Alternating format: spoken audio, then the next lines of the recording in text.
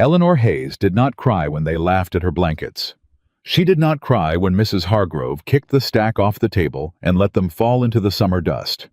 She had not cried in 3 years. She picked them up one by one, her hands steady, her jaw set, and she told herself the same thing she told herself every morning. Keep moving. Nobody is coming. Then Boots stopped in front of her, heavy, unhurried, and a voice said, "How much for all of them?" If this story already has your heart, subscribe and come along for the whole ride. Drop your city in the comments below. I want to see just how far this story travels. The morning Eleanor Hayes set up her blanket display in front of Callaway's General Store, the temperature in Red Hollow, Colorado, was already climbing past 90 degrees. Summer in this part of the territory did not ease into itself. It arrived like a punishment, sudden, relentless, the kind of heat that made the mountains shimmer at the edges and turned the dirt roads to powder under a horse's hooves. Eleanor had been awake since 4. She had stitched the final border on her last blanket by candlelight, her fingers moving from pure habit, her eyes burning from the hours. She had 7 blankets in total. Each one took her between 5 and 7 days to complete, depending on the pattern. She used whatever fabric she could trade for, beg for, or salvage from the remnants bin at Whitmore's Dry Goods, because Harlan Whitmore charged half price for the scraps nobody else wanted, and Eleanor Hayes could not afford to be proud about that. She had laid them out carefully on the wooden table she borrowed from old Pete, the retired blacksmith who lived 2 doors down and never asked her for anything in return. 7 blankets. 43 days of work. She had priced them each at 60 cents. It was not enough to carry her through August. She had known that going in, but it was a start, and Eleanor Hayes had learned to treat starts with something close to reverence, because she knew better than most people how quickly even a start could be taken away. She stood behind the table and waited. Red Hollow was not a large town. Maybe 400 souls if you counted the families spread across the surrounding ranch land. The main street ran north to south, 2 rows of storefronts facing each other across 50 feet of dust and horse traffic, and by 7 in the morning it was already beginning to fill. Cowboys heading to the feed store. Women in their good summer dresses moving toward the church hall for whatever organizing women in Red Hollow were always organizing. Children running in packs, half of them barefoot. Nobody stopped at Eleanor's table. That was not unusual. What was unusual was the way people did not stop. They did not drift past and fail to notice her. They looked. Several of them looked directly at her and then looked away again, quickly, deliberately, the way you looked away from something that made you uncomfortable. Eleanor had grown used to it. She kept her chin level and her hands folded in front of her, and she waited. It was close to 8 o'clock when Margaret Hargrove arrived. Margaret Hargrove was the wife of Douglas Hargrove, who owned the largest dry goods operation in the county and sat on the town council, and had on 3 separate occasions in the last 2 years blocked Eleanor's application for a permanent vendor's permit on the grounds that her operation lacked sufficient establishment. Eleanor did not know exactly what that meant. She suspected it meant that Margaret Hargrove did not like the look of her. Margaret stopped in front of the blanket table. She had 2 women with her, Sarah Colton and Ruth Beale, both of them wives of men with money, both of them wearing expressions that Eleanor had learned to recognize. It was the expression women wore when they had already decided something and were only stopping to confirm it. "My goodness," Margaret said. She reached out and lifted the corner of the nearest blanket between 2 fingers, the way you might lift something questionable off the floor. "Did you make these yourself?" "Yes, ma'am," Eleanor said. Margaret let it drop. "The stitching is uneven." "It's not," Eleanor said. The words came out before she could stop them. She had meant to say thank you for looking, or I appreciate your time, or nothing at all.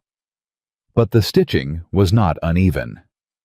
She had spent 3 hours on the border of that particular blanket alone, and she knew it was not uneven.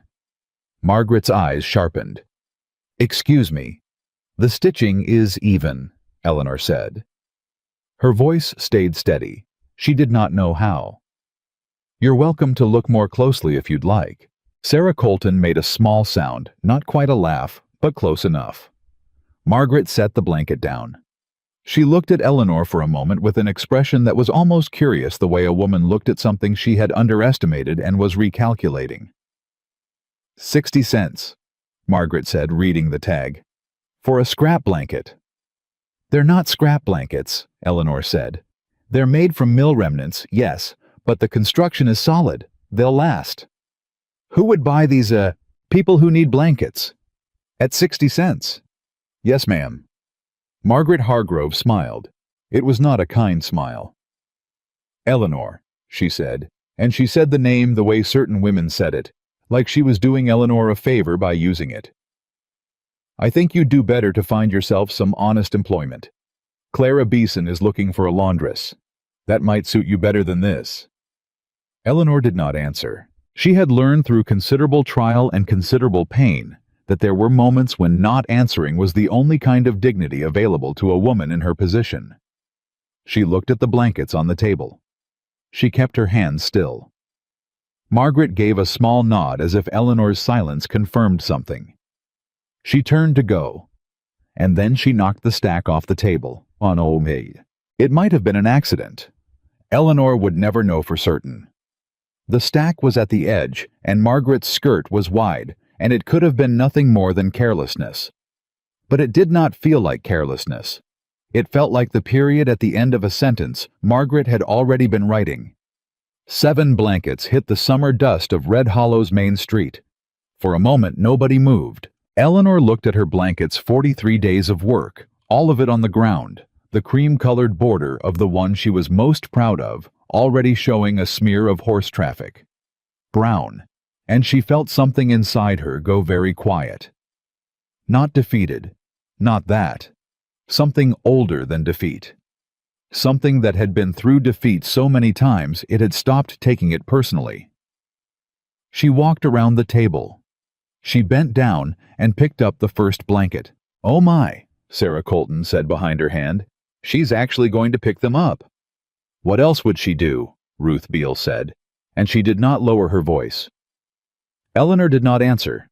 She shook the dust from the first blanket. She folded it. She reached for the second. "You know what your problem is," Margaret said from behind her. "You have no sense of where you belong. Your mother was the same way, always reaching above her station. It's not becoming Eleanor. It never was." Eleanor froze, just for a second, just long enough for her hands to stop moving. Her mother had died 6 years ago. She had died in a one-room house on the edge of town, with nothing to her name and nobody to come. Eleanor had buried her herself because there was nobody else to do it. And she had told herself afterward that she was going to build something, anything that her mother would have been proud of. Some small proof that the reaching was worth it. That it had not been foolishness or vanity or a lack of sense of where she belonged. 7 blankets in the summer dust was what she had to show for it. She picked up the third blanket. Then boots stopped in front of her. Heavy.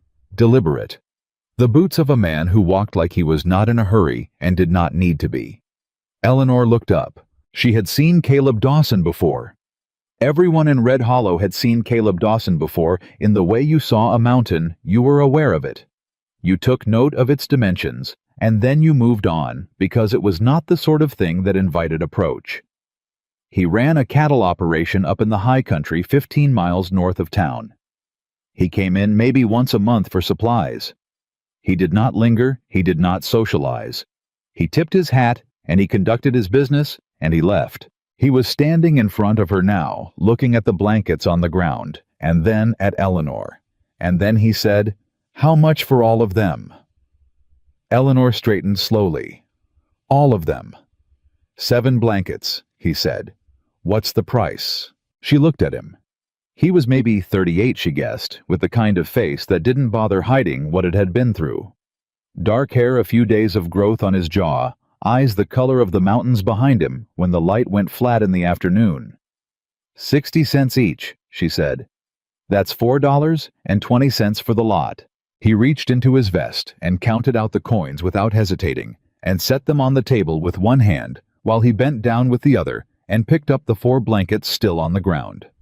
He did it so efficiently, so matter-of-factly, that it took Eleanor a moment to realize what had happened. Caleb Dawson. Margaret said behind him. Her voice had shifted.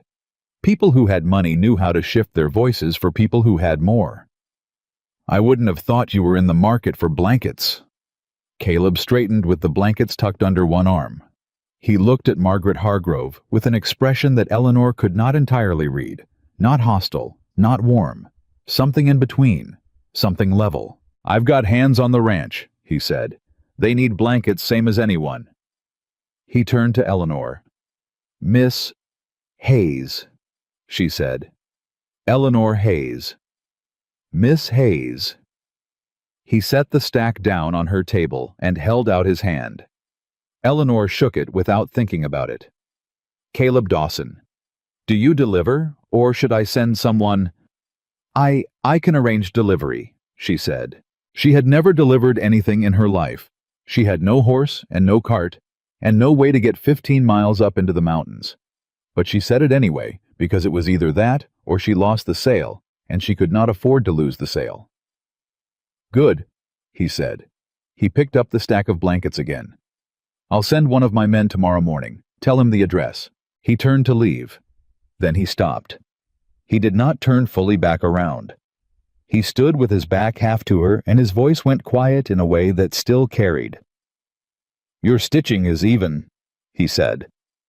He tipped his hat and walked to his horse. The street was very quiet. Eleanor looked at the coins on her table. $4.20. More money than she had held in her hand at one time in 3 months. She looked up at Margaret Hargrove. Margaret had gone a particular shade of color that had nothing to do with the heat. Well, Margaret said. And then she did not say anything else. She turned and walked away, and Sarah and Ruth went with her, and the little audience that had gathered on the edge of things began to drift apart, and Eleanor was left standing at her table in the summer morning with $4.20 and 7 fewer blankets, and a feeling in her chest she did not entirely know what to do with. She sat down in the chair behind the table. Old Pete came out from 2 doors down, a mug of coffee in each hand, and set one in front of her without asking if she wanted it. Well, he said, sitting down in the second chair he had carried out for himself. That was something. He probably just needed blankets, Eleanor said. Probably. She wrapped her hands around the mug. The coffee was strong and a little burnt, and it tasted like the best thing she had had in a week. He didn't have to say that, she said. About the stitching. No. Pete agreed. He didn't. She did not say anything else about it, but she did not forget it. The man who came to her door the next morning was maybe 20 years old, with a sunburned neck and a cart that had seen better decades. He introduced himself as Will Ranchhand to Caleb Dawson, and he had brought her blankets, all 7 of them, in the cart as promised. She had expected it to be a one-time transaction. It was not. 3 days later, Will came back. Mr. Dawson wants to know if you take orders, he said, hat in hand, doing his level best to look like he delivered this kind of message all the time. Eleanor stared at him. Orders, she said. Yes, ma'am. Specific blankets. He's got some particular ideas about... Will seemed to lose the thread of what he'd been instructed to say. He wrote it down. He produced a folded piece of paper from his shirt pocket. Eleanor took it. The handwriting was plain, almost careful. The handwriting of a man who did not write often and wanted to be clearly understood. 4 blankets. Heavier weight. Dark colors. If you've got something in blue or green, those will do. And here is payment in advance. There was money folded inside the paper. More than the blankets would cost. She looked up at Will. This is too much, she said. He said you might say that, Will said. He said to tell you it accounts for your labor time, not just the materials. She stood in the doorway, holding the note and the money, and she did not know what to make of Caleb Dawson of the High Country Cattle Operation, and his very specific opinions about blanket colors, and his very precise understanding of what labor time was worth. Tell him I'll have them ready in 3 weeks, she said. Yes, ma'am. Will climbed back onto his cart. Then he looked back at her with the easy honesty of a young man who hadn't yet learned to be strategic about what he said. "He's a good man, Mr. Dawson," Will said, "in case that matters." She watched him drive away. She unfolded the note again and read it once more. "If you've got something in blue or green, those will do." She went inside and looked through her fabric remnants and found a piece of mountain blue wool she had been saving for something she hadn't yet decided on, and she decided on it now. She had the 4 blankets done in 2.5 weeks. She told herself it was because she had more time than usual, which was true, but only barely. The real reason was that she had started early every morning and worked until the light went, and she had put the mountain blue one in the center of the pile and smoothed it with her palm before wrapping them and tied the whole thing with the best cord she had, which she did not examine too closely. Will came for the blankets on a Tuesday. He counted them and wrapped them into the cart and started to climb up, and then he stopped. "Mr. Dawson wanted me to ask," he said, "if you'd be willing to come up to the ranch sometime, to look at the bunkhouse. He says there are some other things might need attention. Curtains, maybe." He didn't exactly say curtains, but I think that's what he meant. Eleanor stood very still. "He wants me to come to the ranch," she said. "Yes, ma'am. To look at the bunkhouse." "That's what he said?" She thought about Caleb Dawson and his flat-eyed calm in the middle of Red Hollow's main street. She thought about the note. She thought about the way he had bent down in the summer dust and picked up her blankets without making a performance of it. "What day?" she said. "Saturday," Will said. "I'll come and get you." "I have my own feet," Eleanor said. Will blinked. "Ma'am, it's 15 miles. "I know how far it is." Will appeared to think about this. "I'll bring the cart," he said in the tone of a man making a reasonable compromise. "And you can decide when we get there whether you want to call it your feet or my cart." She almost smiled. Almost. "Saturday," she said. "Yes, ma'am." Guide. She had been to the high country only once before years ago with her father, before everything with her father went the way it went. She had forgotten how the air changed as you climbed, how the dry summer heat of the valley gave way to something cooler and cleaner the higher you went, as if the mountains were keeping something in reserve. The ranch was larger than she had imagined. Not grand. It was not a show place, not the kind of operation that was built to impress visitors. It was a working ranch, and everything about it announced that clearly. The barn was big and solid and slightly weathered. The fencing was well maintained. There were horses in the near paddock and cattle visible in the distance against the hillside, and 3 hands moving between the barn and the water tank, busy with the kind of mid-morning work that never quite ended. Caleb Dawson was standing in front of the house when Will's cart pulled up. He looked the same as he had in town. Same hat, same steady stance, same expression that did not give much away. He watched them come in without moving. "Miss Hayes," he said when she climbed down. "Mr. Dawson?" He looked at her for a moment, not in an uncomfortable way, not invasive, just assessing the way a man who lived by observation and practicality looked at things he was trying to understand. "You came," he said. "I said I would." "A lot of people say things," he said. It was not an accusation. It sounded almost like a statement of scientific fact. "I'm not a lot of people," Eleanor said.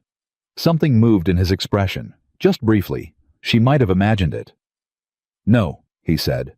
"I don't reckon you are." He turned toward the house. "Come in, and I'll show you what needs doing." The bunkhouse needed curtains. She had known it would. Will had been right about that, even if neither of them had wanted to say it plainly. It also needed 2 of its bedrolls replaced, and someone with a steady hand to mend the tiers in the canvas supply bag stacked in the corner, and possibly something done about the shelf that was listing at a 15-degree angle and threatening to deposit its contents onto the floor at the next significant vibration. She had not expected Caleb Dawson to come with her while she assessed all of this. He stood near the door while she moved around the bunkhouse, touching things, measuring with her eye, making small notes on the paper she had brought. He did not hover. He did not follow her too closely, but he was there, and he answered her questions when she asked them, and he did not volunteer information she hadn't asked for. She found that she didn't mind it. "How many hands do you run?" she asked. "8," he said. "6 full-time, 2 seasonal." "Winter blankets for 8 then," she was writing. "And the curtains for these 4 windows. Canvas bags I can do, though some of them need replacing rather than mending the fabrics too far gone to hold a stitch." "Whatever you reckon is right," he said. She looked up at him. He was standing with his arms crossed, not tense, just settled, looking out the window. "You don't negotiate much," she said. "I know what things are worth," he said. "I don't see the point in arguing about it." "Most people in this town would argue about it." "Most people in this town," he said, "don't know what things are worth." She looked at him for a moment. Then she went back to her notes. "I'll have a price for you before I go," she said. "And a timeline." "Take what time you need," he said. "I'm not in a hurry." It was only later riding back down the mountain in Will's cart, with her notes in her lap, and the afternoon sun burning her left shoulder, that Eleanor realized what had been different about the last 3 hours. Caleb Dawson had not once asked her where she came from, had not asked why she was alone, had not asked whether she had family in the area, or a husband, or prospects of any kind, had not offered his opinion on what she should be doing with herself, or complimented her in a way that was really a diminishment in disguise. He had treated her like someone who had come to do a job and was capable of doing it. She had not been treated that way in so long that she had almost forgotten what it felt like. She looked out at the valley below, opening up as they descended Red Hollow's rooftops, emerging from the heat haze small and certain, and entirely indifferent to her. She thought about the mountain blue blanket she had folded into the center of the stack, whether he had noticed which one it was, whether it mattered. She told herself it didn't. But she looked at her hands, the calluses at the base of each finger, the small scar on her right palm where a needle had slipped 2 years ago and gone deep, and she thought, "Keep moving. Nobody is coming." And then, for the first time in 3 years, she wondered if she had been wrong about that. The gossip started the following week. She had expected it.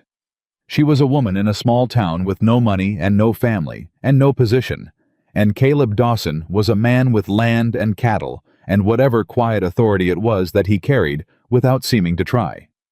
That combination was exactly the kind of thing that gave people in Red Hollow something to talk about. What she had not expected was how quickly it turned mean. She was buying thread at Whitmore's Dry Goods when she heard it 2 women in the next aisle over not bothering to lower their voices. "I heard she went up to the Dawson Ranch alone." Alone. Lord. Well, you know what kind of woman does that. You'd think she'd have more shame, chasing after a man with land. She's been making eyes at anyone who might pull her out of that little hole she lives in. You remember how she was with the Whitfield boy. She's her mother's daughter is all. Grace Hayes had no sense of propriety either. Eleanor stood in the dry goods aisle with a spool of cream thread in her hand, and she did not move. She counted to 10. She breathed. She put the thread down. She walked to the front of the store, placed her other items on the counter, and looked at Harlan Whitmore, who had the grace to look briefly uncomfortable. "I heard that," she said quietly.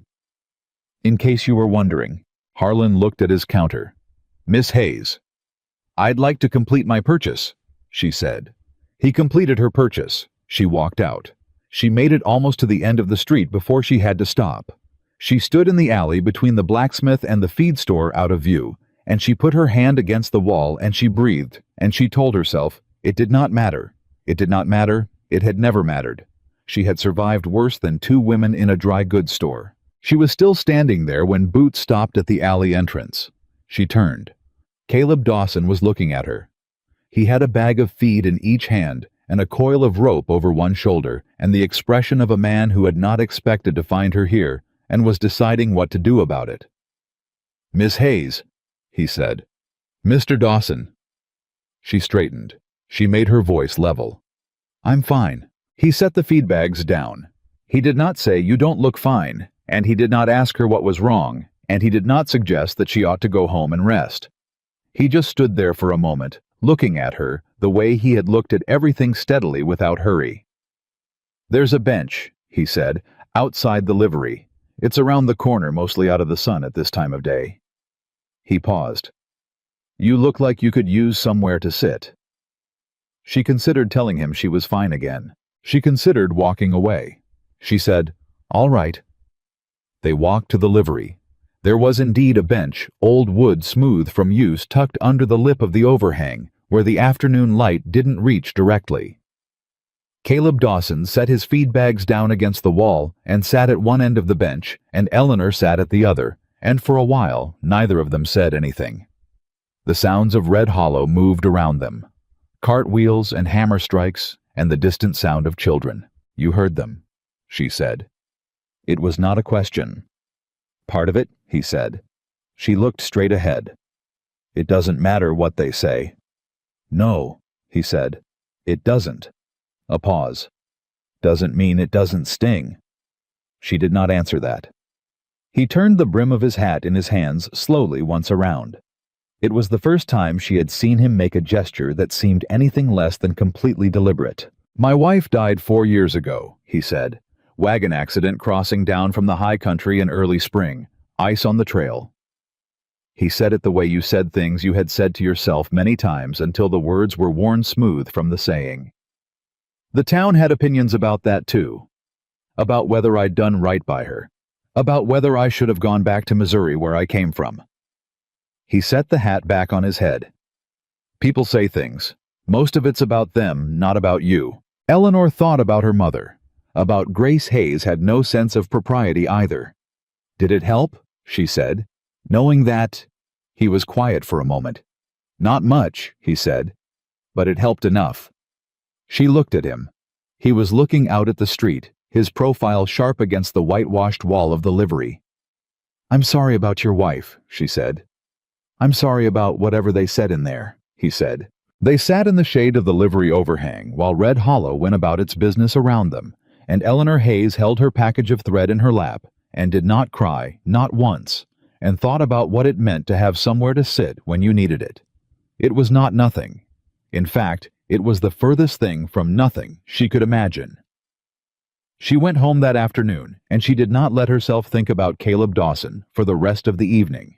She was mostly successful. She lit her lamp, and she spread her fabric remnants across the work table, and she began calculating what she would need for 8 winter blankets and 4 sets of bunkhouse curtains and the canvas bag repairs. She wrote the numbers down. She checked them twice. She kept her hands busy and her mind on the work, because work had always been the thing that held her together when everything else was trying to pull her apart. She had learned that from her mother. Grace Hayes had sewn until the week she died. Curtains for other people's windows, quilts for other people's children, mending for the men at the boarding house on Fern Street. She had never stopped working, even when the work paid almost nothing. Even when the women she sewed for looked right through her at Sunday services and acted as though the curtains had hung themselves. Eleanor had asked her once, she must have been 12, maybe 13, why she kept doing it. Why she kept sewing for people who treated her like she wasn't quite worth the trouble of being seen.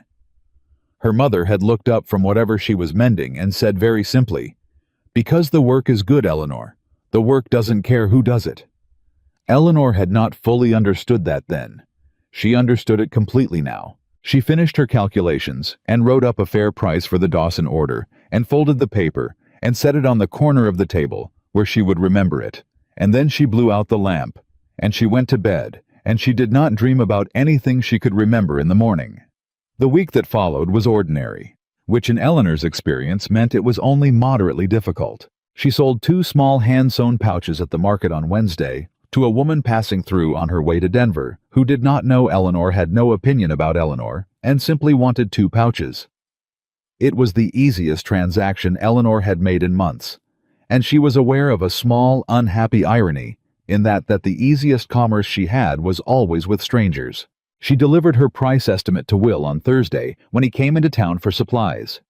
He tucked it into his shirt pocket with the solemn efficiency of a young man who understood he was a link in a chain and took that responsibility seriously. On Friday morning, she was mending a shirt for the barber on 2nd Street when someone knocked on her door. It was not Will. It was Margaret Hargrove. Eleanor stood in her doorway and looked at the woman who had let 7 blankets fall into the summer dust and had invoked her dead mother's name in a dry goods store, and she kept her face absolutely neutral. "Mrs. Hargrove," she said. "Eleanor." Margaret was not wearing her usual expression of polite disdain. She was wearing something more careful, more calculated, the expression of a woman who had come to accomplish something and intended to do it gracefully. "May I come in? I'm working," Eleanor said. "This won't take long." Eleanor stood aside. Margaret came in and looked around the small room, the work table, the fabric stacked against the wall, the lamp, the single window, and she had the discipline not to let what she thought of it show on her face, which Eleanor supposed was a kind of courtesy. "I'll get to the point," Margaret said. "My husband would like to offer you a position." Eleanor waited. "We have need of a seamstress at the dry goods store. Someone to do alterations, custom work, that sort of thing. It would be a steady wage. Indoor work." She paused. "Better than this." She said better than this the way you said it when you wanted to sound generous rather than condescending and you were not quite managing it. "What wage?" Eleanor said. Margaret named a figure. It was less than Eleanor made in a good month on her own. Not by a little. By enough to matter. "No," Eleanor said. Margaret blinked. "Eleanor, it's not enough," Eleanor said. "And I don't want to work in your husband's store, Mrs. Hargrove. I want to run my own." The calculation shifted behind Margaret's eyes. Eleanor could almost see it happening, the reassessment, the recalibration. "Is this about Caleb Dawson?" Margaret said. The question landed like a stone into still water. Eleanor felt the ripples, but kept her face from showing them. "This is about my work," Eleanor said. "It always has been."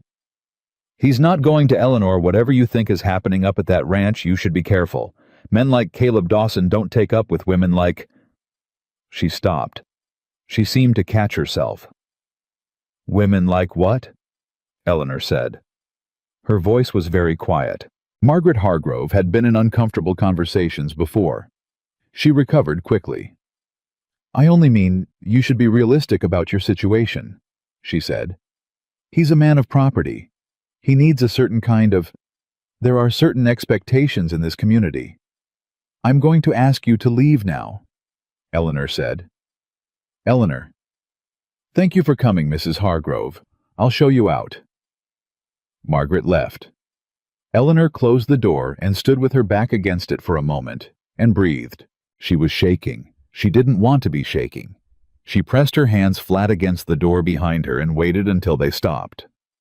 Men like Caleb Dawson don't take up with women like— Women like what? She knew what. She had always known what. Women who had nothing. Women who had come from nothing. Women whose mothers had sewn curtains for people who looked right through them. She went back to the barber's shirt. She picked up her needle. She made the first stitch. The work doesn't care who does it. She made the second. By the time she reached the third, her hands were steady again. Will came back Saturday morning with Caleb Dawson's response to her price estimate. She unfolded the note, expecting a counteroffer, or a question, or a request to revise. It said, "Agreed. Start when you're ready. No rush." And below that, in the same plain, careful handwriting, I heard Margaret Hargrove came to see you yesterday. I hope she didn't give you trouble. Eleanor read the second line 3 times. She wrote back on the back of the same paper. "Nothing I couldn't manage. I'll start the curtain fabric this week." She handed it to Will. He folded it into his pocket. "Can I ask you something?" Eleanor said. "Yes, ma'am." "How does Mr. Dawson know about Mrs. Hargrove's visit?" Will had the look of a man being asked a question he'd hoped to avoid. "Red Hollow's a small town," he said. "That's not an answer." Will adjusted his hat. "Mr. Dawson makes it his business to know when people are trying to push other people around," he said, in the tone of a man reciting something he believed to be factually accurate. "He doesn't like it much. Never has." She considered this. "Does he do this often?" she said. "Make other people's business his business?" "No, ma'am," Will said. "That's kind of the thing about it. He doesn't as a rule. Mostly he stays out of people's affairs entirely." He picked up the reins. You being an exception is the part worth noticing, I reckon." He drove away before she could decide what to say to that. She stood in her doorway and watched the cart go, and thought about exceptions and what it meant to be one, and whether she trusted the feeling that was starting very quietly, very carefully, to put down roots somewhere in the vicinity of her chest. She did not have a word for it yet. She was not sure she wanted one. The blankets came together quickly that week. She had always worked fast when she had a purpose, and there was something about this order, the specificity of it, the mountain blue wool, the knowledge of exactly who was going to use these blankets and sleep under them in the high country cold, that put a particular kind of focus in her. She was 2/3 through the first blanket when the trouble started. It did not come from Margaret Hargrove, which she might have expected. It came from Victor Whitmore. She had encountered Victor Whitmore only in passing before he was Harlan Whitmore's older brother, the one who had moved to Red Hollow 3 years ago from somewhere back east and set himself up in the banking business. He was not a loud man. He was, if anything, a quiet one, the kind of quiet that was not stillness but suppression, like a lid held down on something that wanted to boil. He came to her door on a Wednesday afternoon while she was cutting the curtain fabric, and he knocked 3 times in the precise measured way of a man who had decided exactly how many times he intended to knock. She opened the door. Victor Whitmore was perhaps 50, with the sort of pale, tended look of a man who spent little time outdoors and considered that a point of distinction. He was wearing a good coat, despite the summer heat, and holding his hat in front of him with both hands. "Miss Hayes," he said pleasantly, "I wonder if I might have a word." She did not invite him in. "About what?" "The property," he said. She had known in a back corner of her mind where she kept the things she was worried about, but refused to spend too much time on that this was coming. She had been renting her room and workspace from old Pete for 2 years. Pete had never raised the rent and had never suggested there was any problem, and she had told herself that was stable ground. She was looking at the reason it was not. "Pete's property," she said. "Mr. Grayson has agreed to sell," Victor said, still pleasant. "The transfer will complete at the end of the month, at which point I'll be reviewing all existing rental arrangements in the building." He paused. "I wanted to give you sufficient notice, as I think is only courteous." Eleanor held the door frame. The curtain fabric was on her table half cut. 8 winter blankets in progress. $4.20 that she had spent already on materials, because she had believed she had let herself believe that the Dawson order was solid ground, that she was finally building toward something. "How much notice?" she said. 2 weeks from Friday, he said. "Of course, if you're interested in continuing the rental arrangement, I'd be happy to discuss new terms." "What terms?" He named a monthly figure. It was nearly triple what she paid Pete. She looked at him. He looked back at her with the particular pleasantness of a man who had done this before and knew exactly what expression to wear while doing it.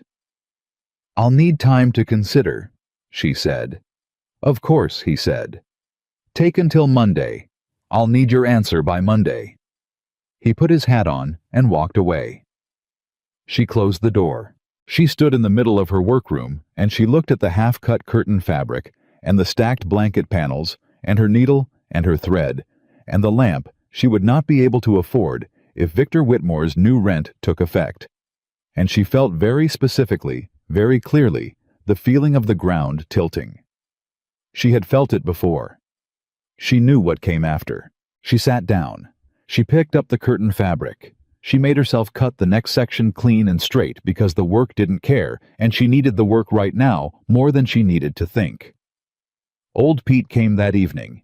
He knocked twice, which was his custom, and when she opened the door, his face had the look of a man carrying something heavy and not finding the carrying comfortable. "I heard you had a visitor," he said. "Whitmore," she said. "I'm sorry, Eleanor." He came inside and sat down in the chair he always sat in, the one by the window. He was a big man, Pete broad in the shoulders, with hands that looked like they'd been made for heavier work than had been available to them lately. "I didn't have a choice. The man made me an offer I couldn't. I've got medical bills, girl. My chest. You know it's been a problem." "I know," she said. She handed him coffee. I'm not angry with you, Pete. You ought to be. You needed to sell. You sold. She sat across from him. When did it happen? 2 weeks ago. I tried to... He stopped, rubbed his forehead. I tried to get a condition in the sale, that existing tenants would be honored for 12 months. He agreed to it in writing. Then this morning his lawyer sent a note saying the language didn't hold, that the agreement superseded it. He looked at his hands. I don't know enough about legal papers to fight it. I don't have the money to fight it even if I did. Eleanor was quiet. There are other rooms in town, Pete said without much conviction. At Victor Whitmore's new rates there might not be, Eleanor said. He knew she was right. She could see it in his face. She looked at her work table. I've got an order from the Dawson Ranch to finish, she said. 2 more weeks of work, maybe 3, if the curtains are complicated. I need somewhere to do it. You have until the end of the month in this room, Pete said. I made sure of that at least. The transfer doesn't complete until then. 12 days. She nodded. I'll figure something out, she said. After Pete left, she sat alone in the workroom for a long time. The lamp burned low. She didn't replace it. She thought about Victor Whitmore's pleasant face and his too high rent, and the lawyer's note that made a written agreement disappear, and she thought about how this was always how it worked.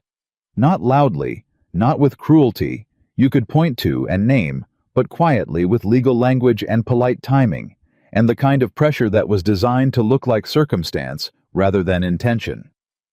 She thought about her mother. She thought about land fraud, about the way her family had lost their small piece of ground outside of Pueblo 11 years ago, a signed paper that turned out to mean something different than they'd been told, a bank that moved faster than anyone expected, a lawyer who explained afterward that nothing could be done.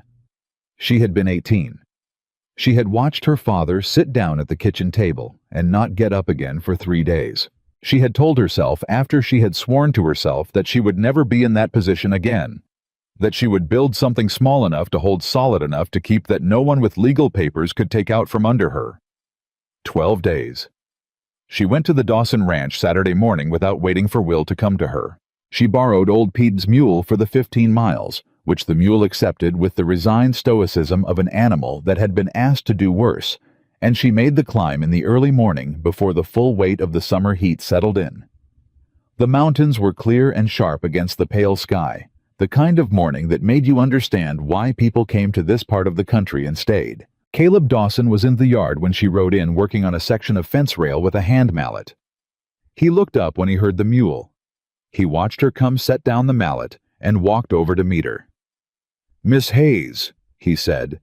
He looked at her face, and whatever he read there made him go still for a moment. "Come inside." She got down from the mule. "I need to talk to you about the order," she said. "About timing." "All right. There's a problem with my workspace." She said it plainly without decoration because she had found that plain was the only way to say the things that were hardest. "Victor Whitmore has bought the building I rent from Pete Grayson. He's setting new terms. I won't be able to afford them." She paused. "I wanted you to know in case it affects the schedule. I'll complete the order. I'm committed to that, but it may take longer than I said." Caleb Dawson looked at her for a long moment. "Whitmore," he said. "Not a question." "Yes." "How long do you have in the current space?" 12 days. He nodded slowly. The hand mallet was still in his hand, and he turned it once the way he had turned his hat on the livery bench, without seeming to notice he was doing it. "I've got a room in the main house," he said. "Back of the house. Used to be a storage room. It's got a window and a solid floor. It would need to be cleared out, but that's an hour's work."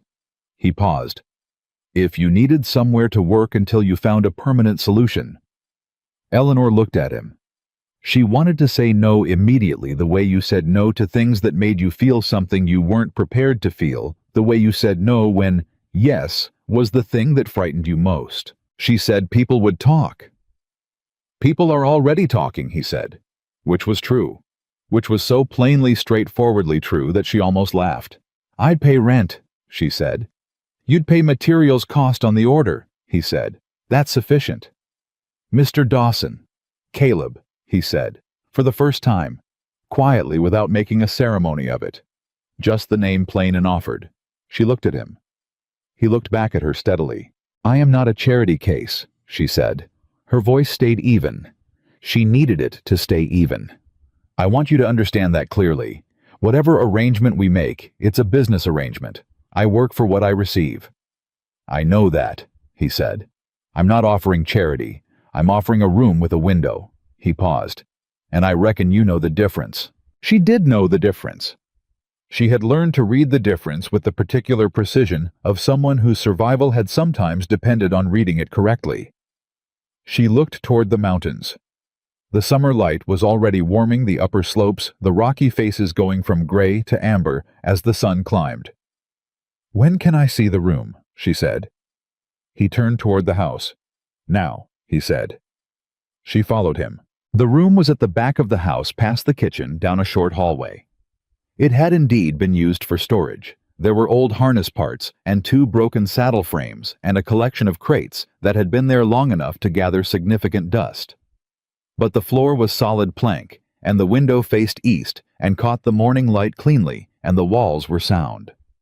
Eleanor stood in the middle of it and turned once, measuring with her eye.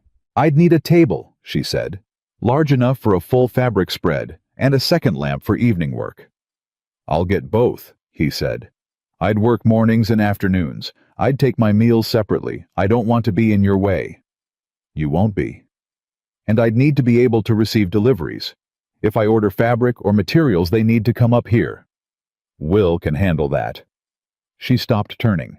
She looked at him directly. "Why are you doing this?" He was quiet for a moment, just long enough to make it clear that he was thinking about the honest answer, rather than the convenient one. "Because Whitmore has been buying up property in this county for 2 years, he said, "and every time he does, somebody loses something they should have been able to keep. And because you're trying to build something that deserves to be built." He paused. "And because I have a room with a window that nobody's using." She held his gaze for a long moment. "All right," she said. She moved in on Monday. It was not a dramatic move. She did not have much to move: her fabrics, her tools, her lamp. The small box of personal things that represented the sum of what she owned, that was not purely functional.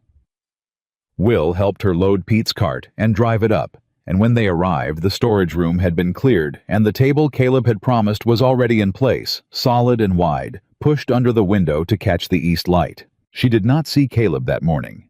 He was out with the cattle.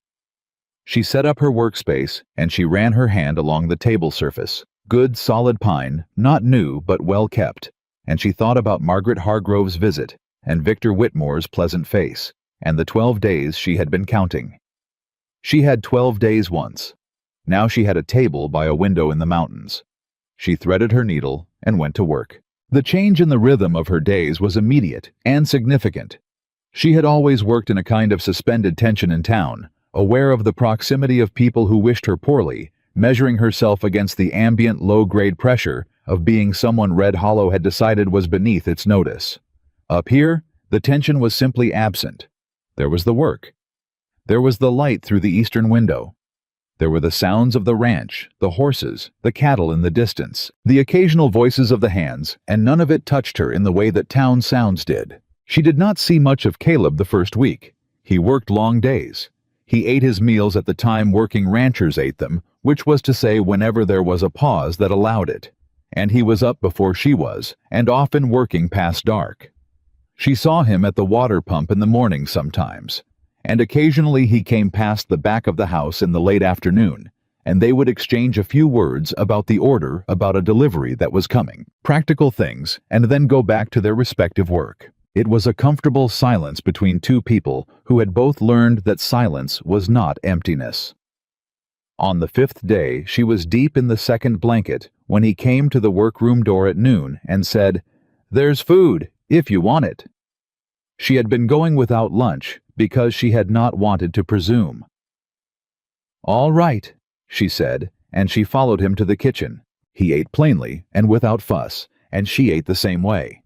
And they talked for the first time, really talked, without the framing of transactions or the weight of Red Hollow around them. He told her about the ranch. about how he had come to Colorado 6 years ago after his wife died, looking for somewhere that required enough of him that he did not have too much time to think.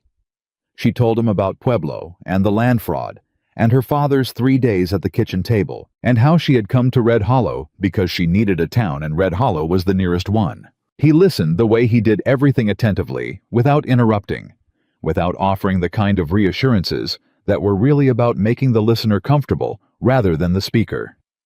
"Your father," he said when she had finished. "Where is he now?" "Gone," she said. 2 years after we lost the land. He was not a man who could survive losing what he'd built. Caleb was quiet for a moment. "I understand that," he said, and the way he said it made it clear he understood it from the inside, not from the outside, which was a different thing entirely. She looked at him. "How do you survive it?" she said. "When you lose what you built?" He thought about it. "You build something smaller," he said finally. "Small enough that it fits inside what you've got left. And then you wait, and if you're still standing after a while, maybe you try something a little bigger. And you keep doing that." He picked up his coffee. "It's not fast." "No," she said. "But it works," he said. "Mostly." She thought about 7 blankets in the summer dust. About the mountain blue wool she had folded into the center of the stack. About 12 days becoming a table by a window. "Mostly," she agreed. She was clearing the kitchen things when Will came in from outside, moving with the urgency of a young man who had bad news and wasn't sure how to deliver it. "There's a man downstairs," he said. "Came up from town. He says he's got a letter from Victor Whitmore's lawyer." Eleanor went still. Caleb came in from his doorway where he had been standing. He looked at Will. "What kind of letter?" Will pulled a folded document from his coat. I haven't read it, sir. It's addressed to Miss Hayes." She took it. She opened it. She read it once quickly. Then she read it again slowly because the first reading hadn't made sense, and she needed the second to confirm that it meant what she thought it meant. She looked up. "He's claiming I owe him back rent," she said, "on the property I rented from Pete Grayson. He says when he purchased the property, Pete's rental agreements transferred to him, and that I owe 3 months back rent at his new rate retroactive to the start of the year." The kitchen was very quiet. "Can he do that?" Will said. She looked at Caleb. Caleb's expression had not changed, but something had shifted in it. Not anger exactly. Something older and more certain than anger. Something that looked like a man who had been waiting for a particular thing to happen, and was now watching it happen, and had already some time ago decided what he was going to do about it. "He can try," Caleb said. He held out his hand for the letter. She gave it to him. He read it. He folded it. He set it on the table. "I know a man in Denver," he said. "A lawyer. A good one. He's handled land cases in this county before." He looked at Eleanor. "With your permission, I'd like to write to him today." She looked at the letter on the table. 3 months of back rent at Victor Whitmore's rates was more money than she had made in the last 6 months combined. It was not a real debt. She knew it was not a real debt. But that was the point, that it didn't have to be real to be a problem. Because fighting a false debt cost money the same as fighting a real one, and Victor Whitmore knew she didn't have it. Her father's face at the kitchen table. 3 days. Gone 2 years later. "Write to him," she said. Caleb picked up the letter. He started toward the door. Then he stopped. He turned back. "Eleanor," he said. It was the first time he had used her name, not Miss Hayes. "Eleanor." She looked at him. "He does this because he thinks you're alone," he said. "He's wrong about that." He walked out. She stood in the kitchen, and she listened to his boots on the floorboards going away, and she put her hand flat on the kitchen table, and she breathed, and she thought about what it felt like to have someone say a true thing, plainly, without dressing it up or making it about themselves. She had not had anyone say that kind of thing to her in a very long time. She was not sure she knew how to hold it without dropping it. But she was going to try. The letter from Victor Whitmore's lawyer sat on the kitchen table for exactly 1 day before Caleb's response to it began to take shape. Eleanor watched it happen the way you watched a river after a dam gave way. Not with drama, not with noise, but with the quiet, unstoppable certainty of something that had been held back too long and was now simply going where it was always going to go. Caleb wrote to his lawyer in Denver that same evening. She knew because she heard him at the desk in the front room after supper, the scratch of pen on paper going steadily for the better part of an hour. He did not ask her to come and look at what he was writing. He did not summarize it for her afterward. He simply told her when he came to say good night, which he had begun doing in the past few days, with the same matter-of-fact regularity with which he did everything that the letter was sent, and that Thomas Hale the lawyer was a man who answered his correspondence quickly. "How quickly?" she said. 3-4 days, he said. "He's thorough. He won't write back until he knows what he's talking about. And if Whitmore moves before then?" Caleb looked at her steadily. "Then we deal with what he does," he said. "One thing at a time." She had spent most of her life dealing with many things at a time. The idea of one thing at a time felt almost dangerously simple. "All right," she said. "Get some sleep," he said. "The curtain panels won't stitch themselves." She almost smiled. "They might," she said, "if I ask nicely." He looked at her for just a moment longer than was strictly necessary. Then he turned and went back down the hall, and she stood in the doorway of her workroom and listened to the house settle around her in the mountain dark. 3 days passed. She finished the curtain panels on the second day and began the third blanket on the third, and Will hung the curtains in the bunkhouse while she worked. And when he came back, he said the hands had stood around looking at them with the expressions of men who were not accustomed to having anything in their living space that was not purely functional and were not entirely sure what to do with the feeling. "Joe Perkins said they make the place look almost civilized," Will reported. "High praise," Eleanor said. "Highest praise Joe's got." Will confirmed and went back to his work. It was on the third evening, just after the supper dishes were done, that Red Hollow came back to them. Will came in fast from outside, the way he moved when something was wrong, and found both Caleb and Eleanor at the kitchen table. Eleanor with her notes. Caleb with a cup of coffee and a week-old newspaper he was reading, with the patient attention of a man who had no illusions that the news was going to improve his evening.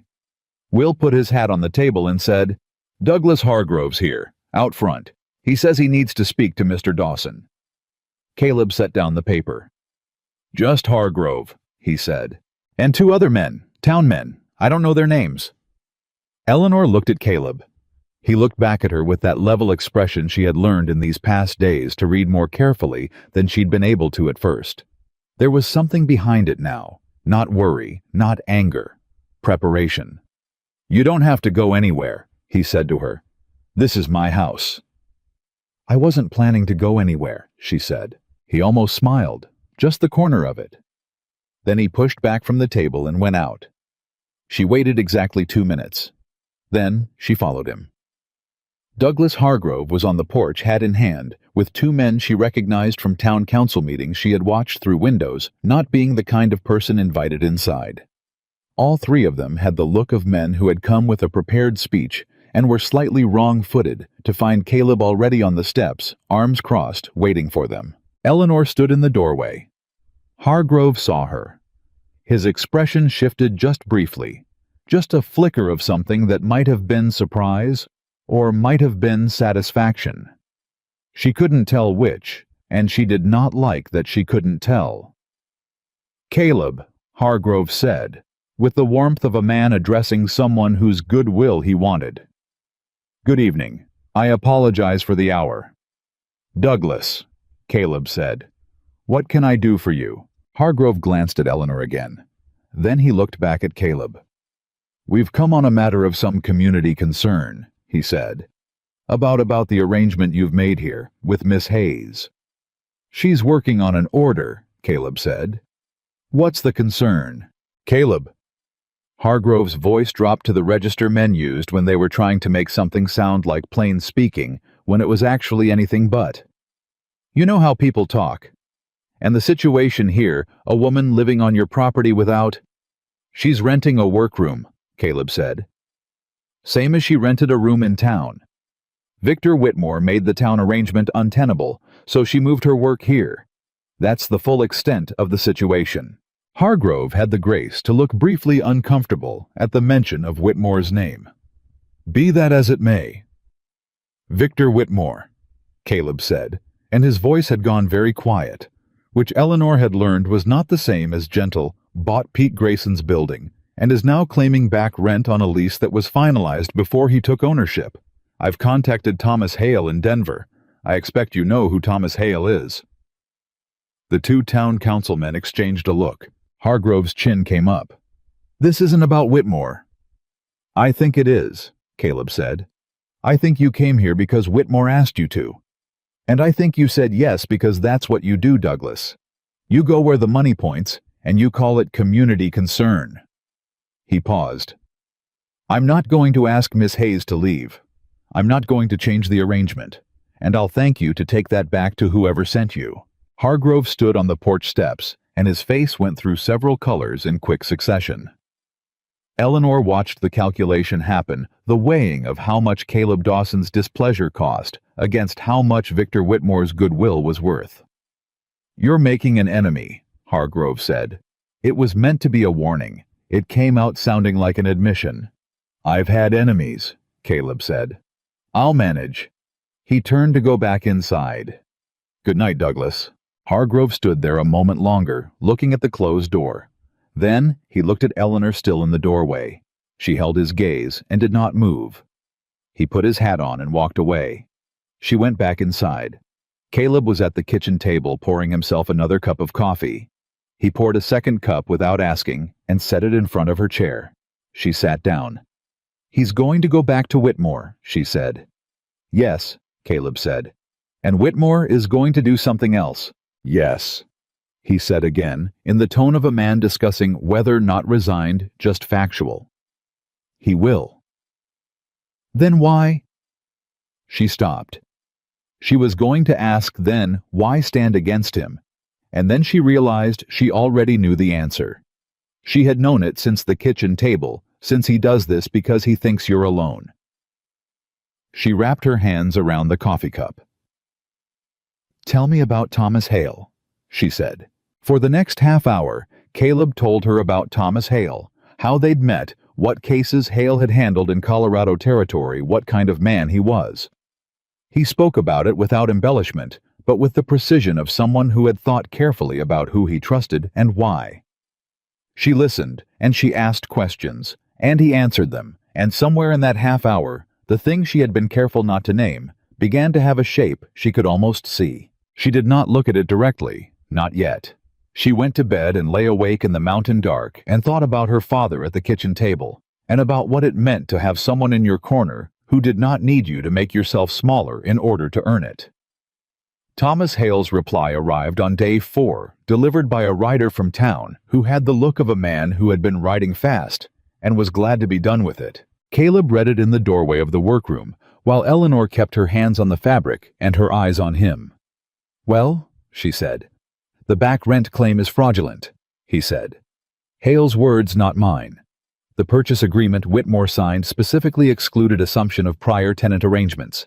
He can't retroactively apply new lease terms to a tenancy that predates his ownership. He looked up.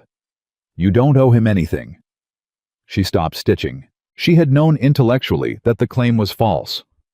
But knowing something, and hearing someone who understood legal documents say it plainly in black ink on paper from Denver, those were two different things, and the distance between them was the distance between surviving something and actually being free of it. What does Hale recommend? She said. He's filing a formal response today. He's also made inquiries about Whitmore's other recent property transactions in this county. Caleb paused. It seems ours isn't the first irregular claim. She looked at him. How many others? At least 3, possibly more. He folded the letter. There's a widow on Calloway Street. She lost her house 6 months ago, paid what Whitmore's lawyer said she owed and left. He paused. She didn't have to. Eleanor set the fabric down on the table. She thought about a widow paying money she didn't owe, because she didn't know she didn't owe it. She thought about her father. She thought about land fraud and legal language and the pleasant, measured face of a man who knew exactly how to hold the lid down until something boiled away. "Can anything be done?" she said. "For the widow?" Hale thinks possibly, if she can be found and agrees to pursue it. He looked at her. "That's a longer fight. But it can be fought." "It can be fought," he said. She picked the fabric back up. "Then it should be," she said. He looked at her for a moment. Then he said, "I'll write to Hale." She went back to stitching. What happened next moved faster than Eleanor was prepared for, which she later understood was the point. Men like Victor Whitmore depended on speed on the gap between the thing happening and the people it happened to finding their footing. 3 days after Hale filed the formal response to the back rent claim, Victor Whitmore came to the ranch himself. Eleanor was in the workroom when she heard the horse in the yard. She heard Will's voice, and then another voice measured pleasant carrying, and she set down her work and walked to the kitchen window. Whitmore was in the yard. He had a man with him she didn't recognize, not a hand, not a tradesman. The kind of man who stood slightly behind and to the left of other men. Caleb came out of the barn. Eleanor moved to the back door. "Mr. Dawson," Whitmore said. Still pleasant. Always pleasant. "I wonder if we might speak privately." "We can speak here," Caleb said. Whitmore's eyes moved past. Caleb found Eleanor in the doorway and stopped there for a moment. Something behind the pleasantness shifted. Not much, just enough to see. "Your lawyer has filed some challenging paperwork," Whitmore said, turning back to Caleb. "I'd like to discuss it between us as neighbors before this becomes something none of us want." "I'm not sure what you think none of us want," Caleb said. "Miss Hayes and I know what we want. We want accurate legal accounting and an honest process." Whitmore smiled. "I've invested considerably in this community," he said. "The new mill road, the schoolhouse repairs. I believe most people here would say I've been a benefit." "I believe most people here haven't read your purchase agreements," Caleb said. Whitmore's smile held. He was very good at holding the smile. "I came to offer a resolution," he said. "I'll withdraw the back rent claim. In exchange, I'd ask that the inquiries into my other property dealings be set aside." Eleanor stepped fully out onto the back step. Every eye in the yard moved to her. "That's not a resolution," she said. "That's a trade. You take back the false claim you never should have made, and in exchange, we let you keep what you took from people who didn't know they could fight back." She looked at him directly. "The widow on Calloway Street. What do you plan to offer her?" Whitmore looked at her with an expression that was no longer entirely pleasant. "Miss Hayes," he said, "I understand you've had some difficulties. I have no wish to make your situation worse." "My situation," she said, "is fine." "Is it?" His voice had gone quiet. Not threatening. Worse than threatening considering. The voice of a man reviewing options. "You've placed a great deal of trust in Mr. Dawson's goodwill. I'd simply caution you to think about what happens to your situation if that goodwill shifts." The yard went very still. Eleanor heard it for what it was. It was not a threat to her. It was a suggestion offered calmly, almost kindly, that Caleb might abandon her. That she was here on borrowed ground, that his support was a variable thing, that if Whitmore applied the right pressure in the right place, she would find herself standing alone again. It was exactly the kind of thing that was designed to hit the oldest, deepest wound. She felt it hit. She kept her face level. She heard Caleb move. He stepped up beside her. Not in front of her, beside her. Close enough that she could feel the solidity of him, the uncomplicated certainty of it. "Mr. Whitmore," he said. His voice was very quiet. "You came here to offer Eleanor a deal that benefits you and costs the people you've already wronged. She's told you what she thinks of it. I'll tell you what I think of it." He paused. "Get off my land." Whitmore looked at them both. Something moved through his expression, fast, cold, and gone. "You'll regret this," he said. Not pleasantly, just plainly. "Maybe," Caleb said, "but not today." Whitmore and his silent companion rode out. Eleanor stood on the back step and watched them go, and did not move until the sound of the horses was gone and the yard was quiet again. Then she let out a breath she had been holding since Whitmore's eyes had landed on her in the doorway. "He's going to come back harder," she said. "Yes," Caleb said. "We need Hale to move fast. I'll wire him today."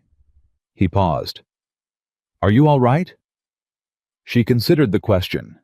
She considered the what happens to your situation if that goodwill shifts, and the way it had gone straight to the place it was aimed for, clean and precise as a well-thrown knife. "I'm not sure he was entirely wrong," she said. "That I'm here on borrowed ground." Caleb turned to look at her. "What does that mean?"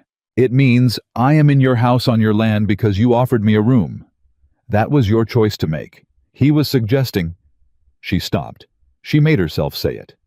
"He was suggesting you might change your mind." "He was trying to make you doubt me," Caleb said, "so you'd make the deal without my help." "I know that. It didn't make it—" She paused. "It didn't make it not land." He was quiet for a moment. "Eleanor," he said, and his voice had the weight it always had when he used her name. Not heavy, just real. "I told you he was wrong about you being alone. I meant it. That's not the kind of thing I say when I don't mean it." She looked at him. "I know," she said quietly. "That's what made it hard. Because I believe you. And I haven't believed someone like that in a long time. And not believing was—" She stopped again. Not believing was safe. He didn't fill the silence. He let it be what it was. "Believing is better," he said finally, "even when it's harder."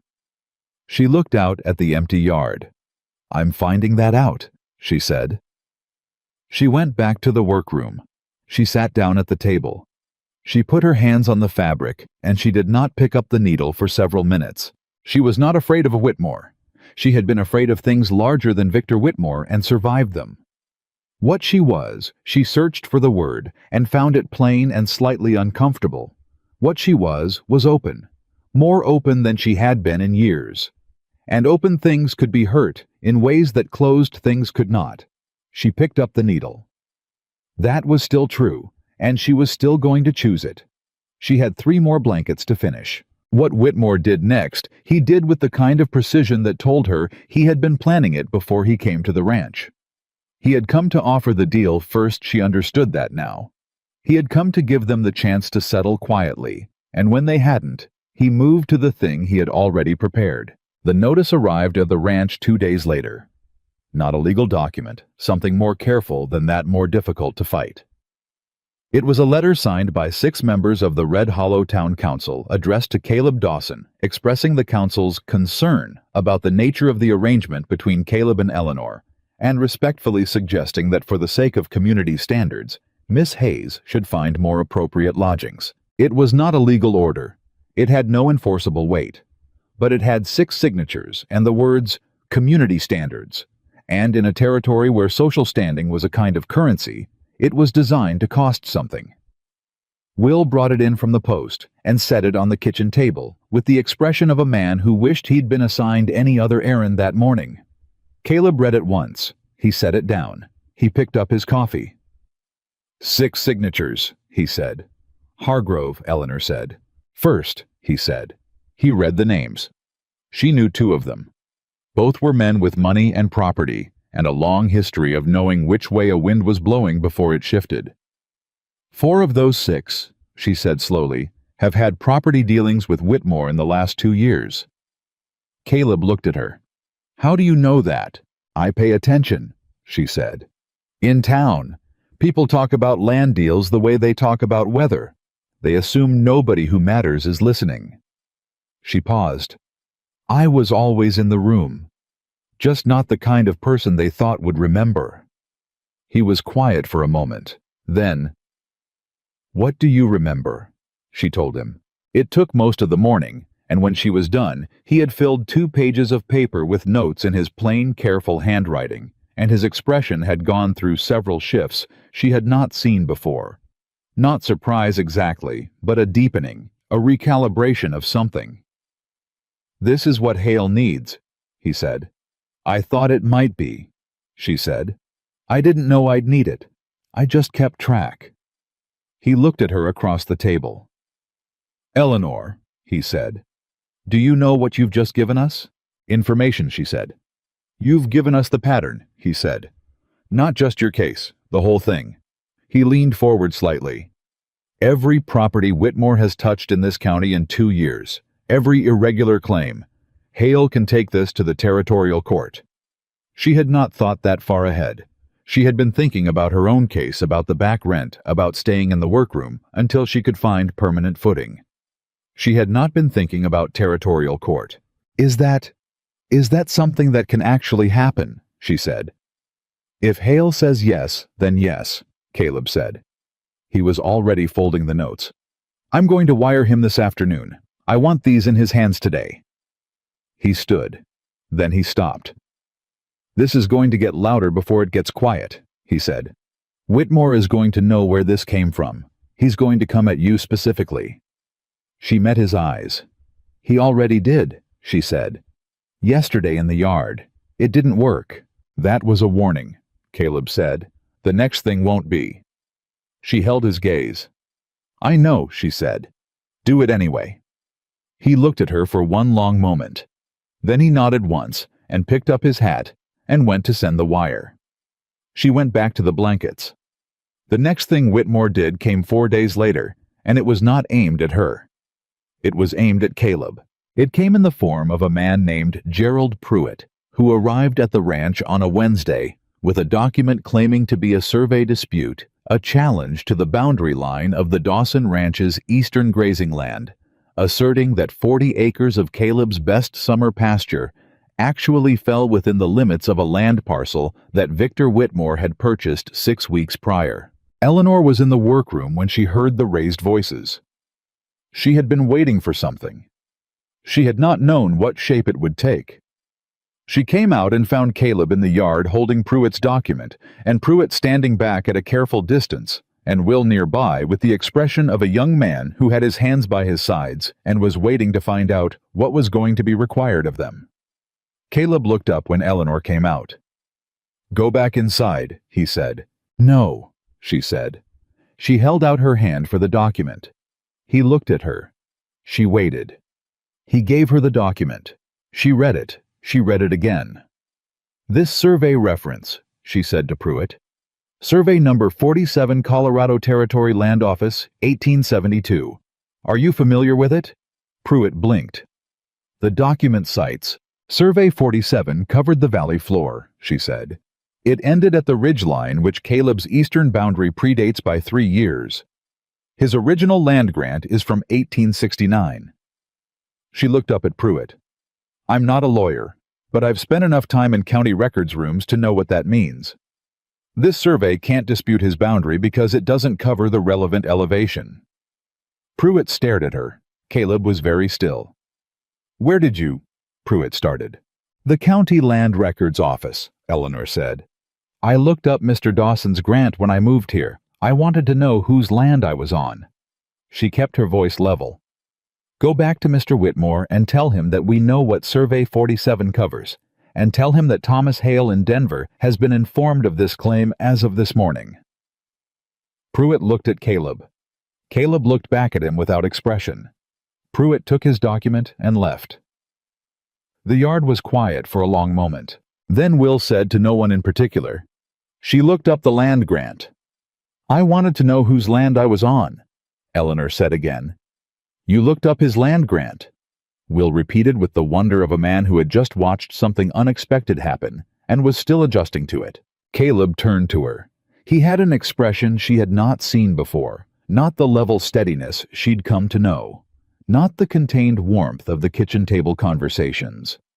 Something unguarded, something that had been quietly held in reserve and was now very slightly visible.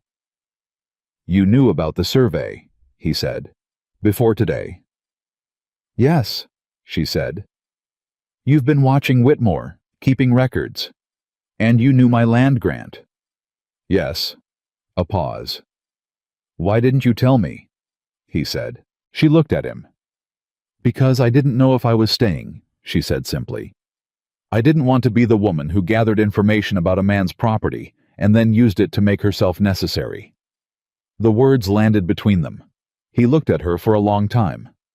"Eleanor," he said finally, quietly, "you were never going to have to make yourself necessary." She did not answer.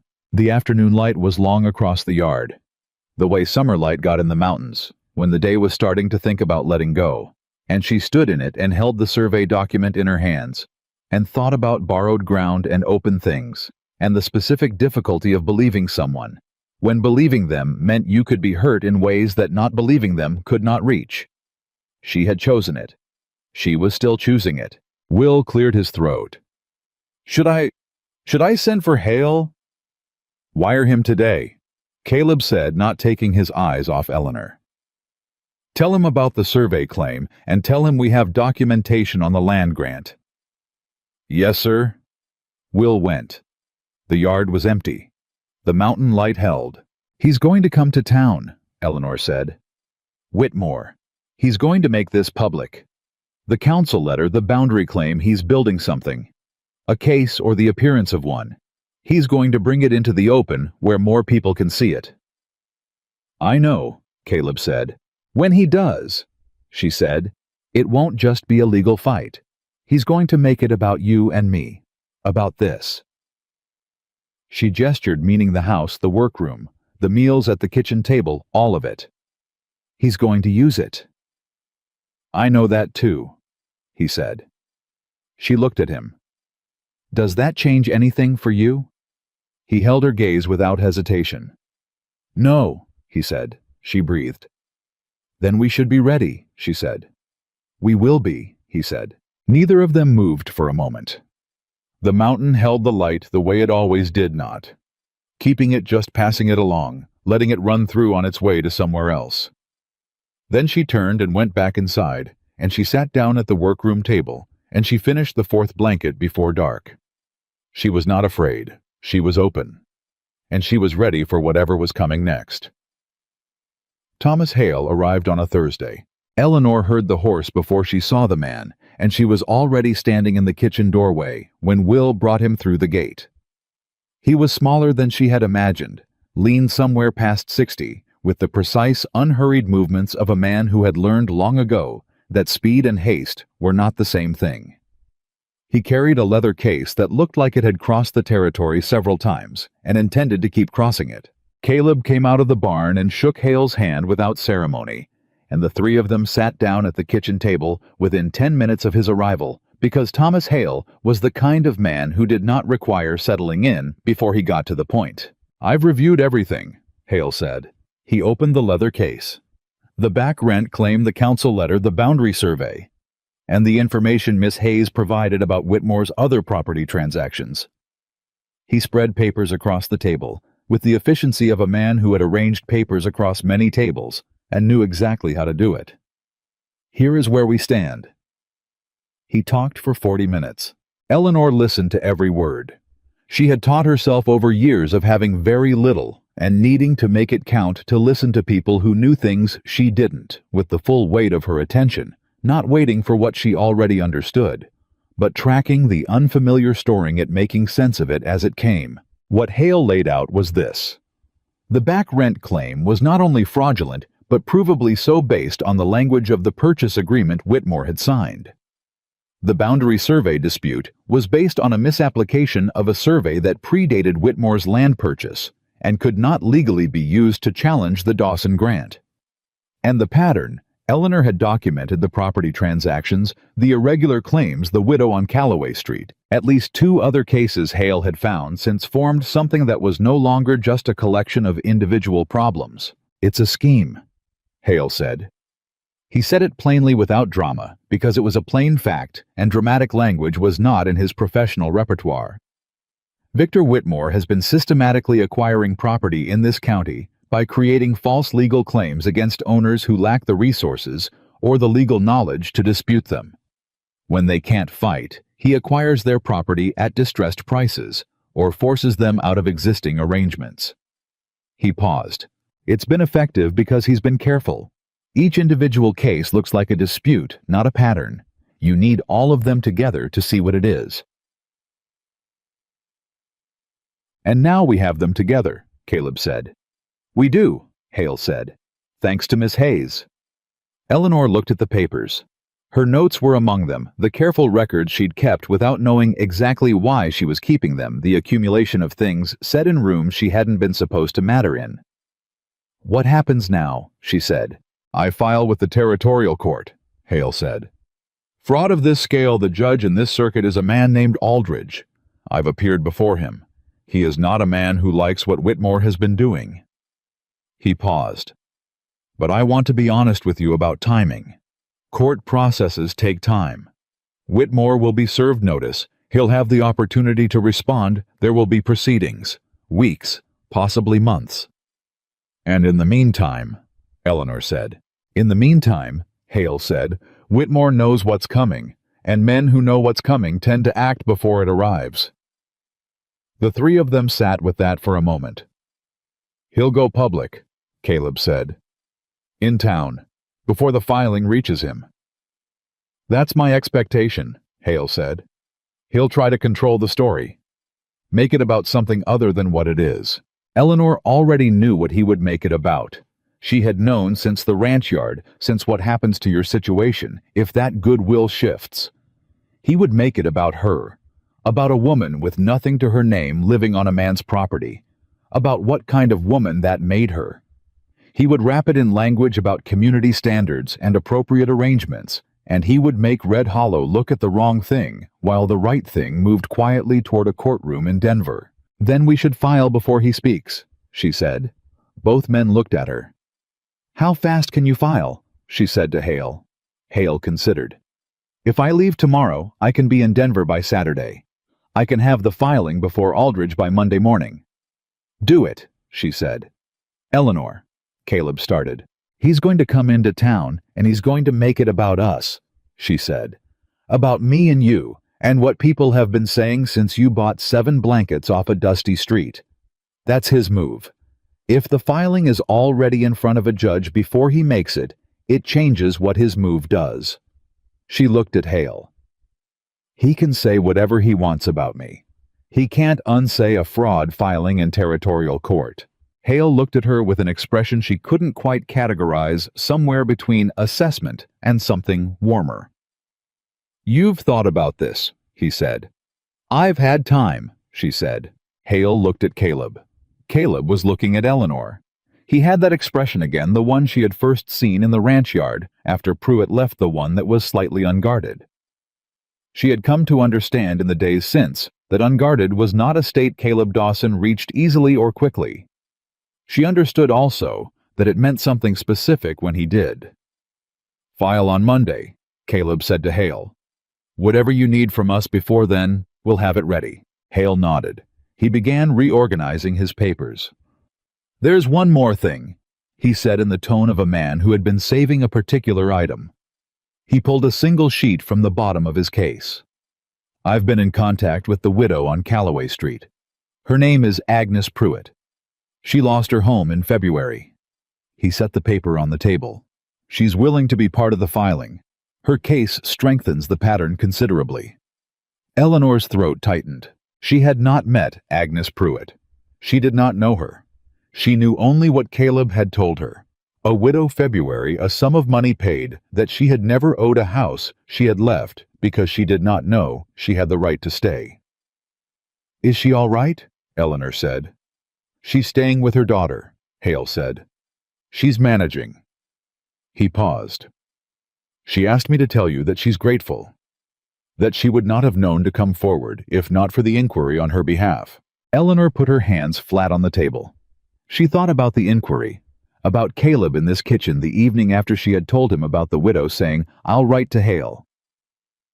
She had not thought about it again, not deliberately. She had had enough to think about, but he had written, and Hale had found Agnes Pruitt, and Agnes Pruitt had said yes. Small chains of cause running from one person's quiet action to another person's chance at something that should never have been taken. "Thank you," she said to Hale. "Thank your instinct to fight it," he said. He closed his case. "People who choose not to are also understandable. It's not nothing choosing to." Hale stayed the night and rode out before dawn, and the ranch settled into the particular quiet of a place where something significant had just been set in motion, and everyone in it was aware of that, and nobody was entirely sure what shape it would take when it arrived. Eleanor finished the 5th blanket that afternoon. She was starting on the 6th when Caleb appeared in the workroom doorway. "You should eat," he said. "I'm not done," she said. "The blanket isn't going anywhere." She set down the needle and followed him to the kitchen, because she had learned in the weeks she had been here that when Caleb Dawson suggested something, it was generally either sensible or important, and arguing with sensible was a waste of the energy she did not have to waste. They ate. Will had made stew, which he did every Thursday with the stubborn consistency of a young man who had mastered one meal and was deeply committed to it. It was good stew. Eleanor had told him so the first Thursday, and he had looked like she had given him something worth keeping. "He's going to move fast," Caleb said, when the stew was half done. "Whitmore, now that Hale is gone, he'll know something's changed." "I know," Eleanor said. "It may not wait until he hears about the filing," he said. "He may already be planning something for this weekend. The town meeting is Saturday." She had forgotten about the town meeting. She forgot about most things that happened in Red Hollow these days. The mountain had its own rhythm, and she had begun to move with it. "He'll bring the council letter," she said. "Make it formal. Ask the town to weigh in." "Probably," Caleb said. He was quiet for a moment. "I want to go," he said. She looked up. "To the town meeting?" "Yes." "With me?" she said. "Yes," he said. She set her spoon down. "Caleb, if you walk into that meeting with me, he gets exactly what he wants. The whole room looking at the two of us instead of at what he's done." "I know," he said. "Then why?" "Because hiding from it is the same as admitting there's something to hide," he said. "We've done nothing wrong. You've done nothing wrong. And I'm not going to sit up here on the mountain while Victor Whitmore stands in front of this town and implies otherwise." She looked at him across the table. "He's going to say things," she said. "About me. About what I am. In this house. He's going to use the word arrangement and let people fill it in." "Let him," Caleb said. "The people in that room know me. They've known me for 6 years. And by the time this week is out, they're going to know about the fraud filing too." His voice was steady and completely certain. "I want you standing next to me when they do. Not because you need me there, because I want them to see what standing next to each other looks like, what it actually means." She was quiet for a long time. The stew cooled. Neither of them touched it. "All right," she said.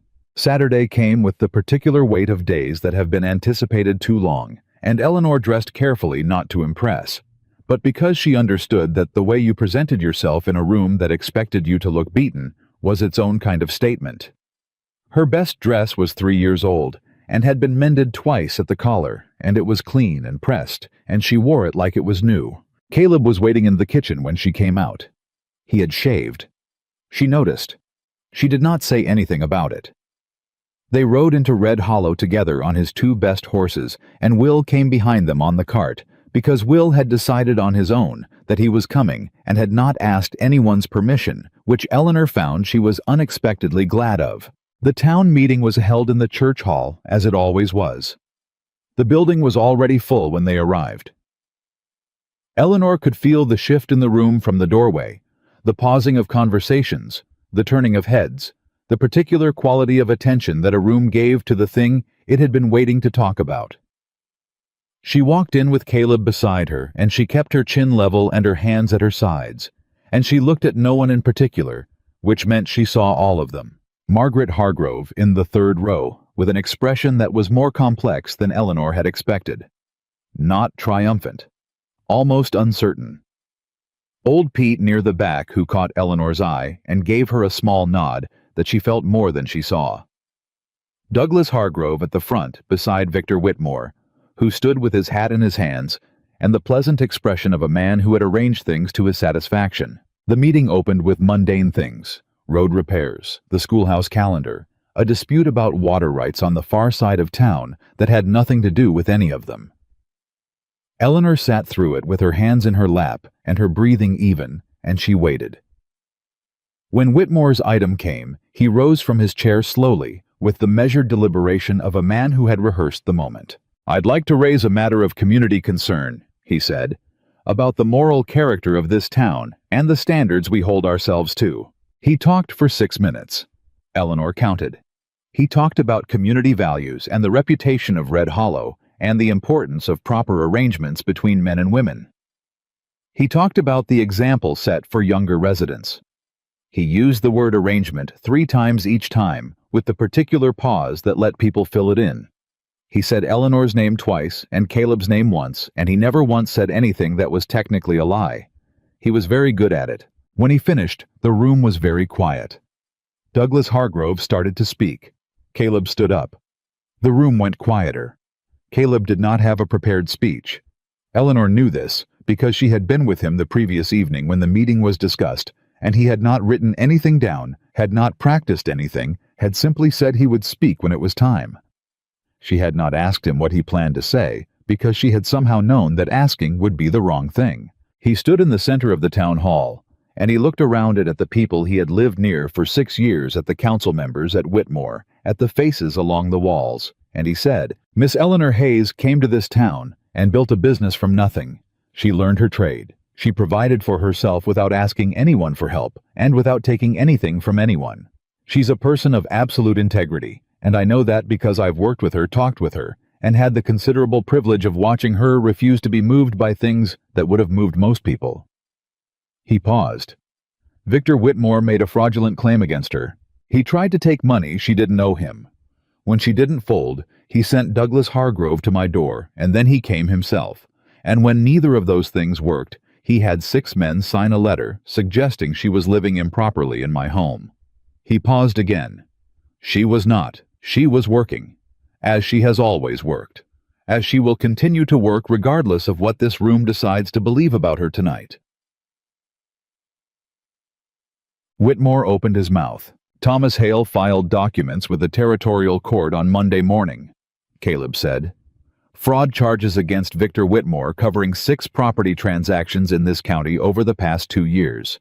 The widow Agnes Pruitt, whom most of you know, is among the plaintiffs. He let that land. He let it settle across the room the way a flat stone settled into still water, all the way to the edges. If anyone in this room would like to speak to Mr. Hale directly, I can provide his contact in Denver. He is happy to share the documentation." The silence that followed was a different kind of silence from the one that had followed Whitmore's speech. That silence had been full. This one was empty. The silence of a room having a thought it had not expected to have. Margaret Hargrove turned in her seat and looked at Victor Whitmore. Hargrove looked at the floor. Whitmore's pleasant expression had not moved, but something behind it had. Eleanor could see it from across the room. Not fear, not yet. Something earlier than fear. The recognition that the ground had shifted in a way he had not planned for, and that the pleasant expression which had served him very well for a very long time was not designed for shifted ground. "Agnes Pruitt," someone said, quietly from the middle of the room. Eleanor didn't see who. "He took Agnes Pruitt's house, February," Caleb said. "She's at her daughter's in Junction." A murmur moved through the room. Agnes Pruitt was evidently a name people knew. Eleanor filed that away. Whitmore said, "These allegations are—" "Mr. Hale is a very thorough man," Caleb said, "and he is not given to filing things he cannot support." Whitmore looked at the room.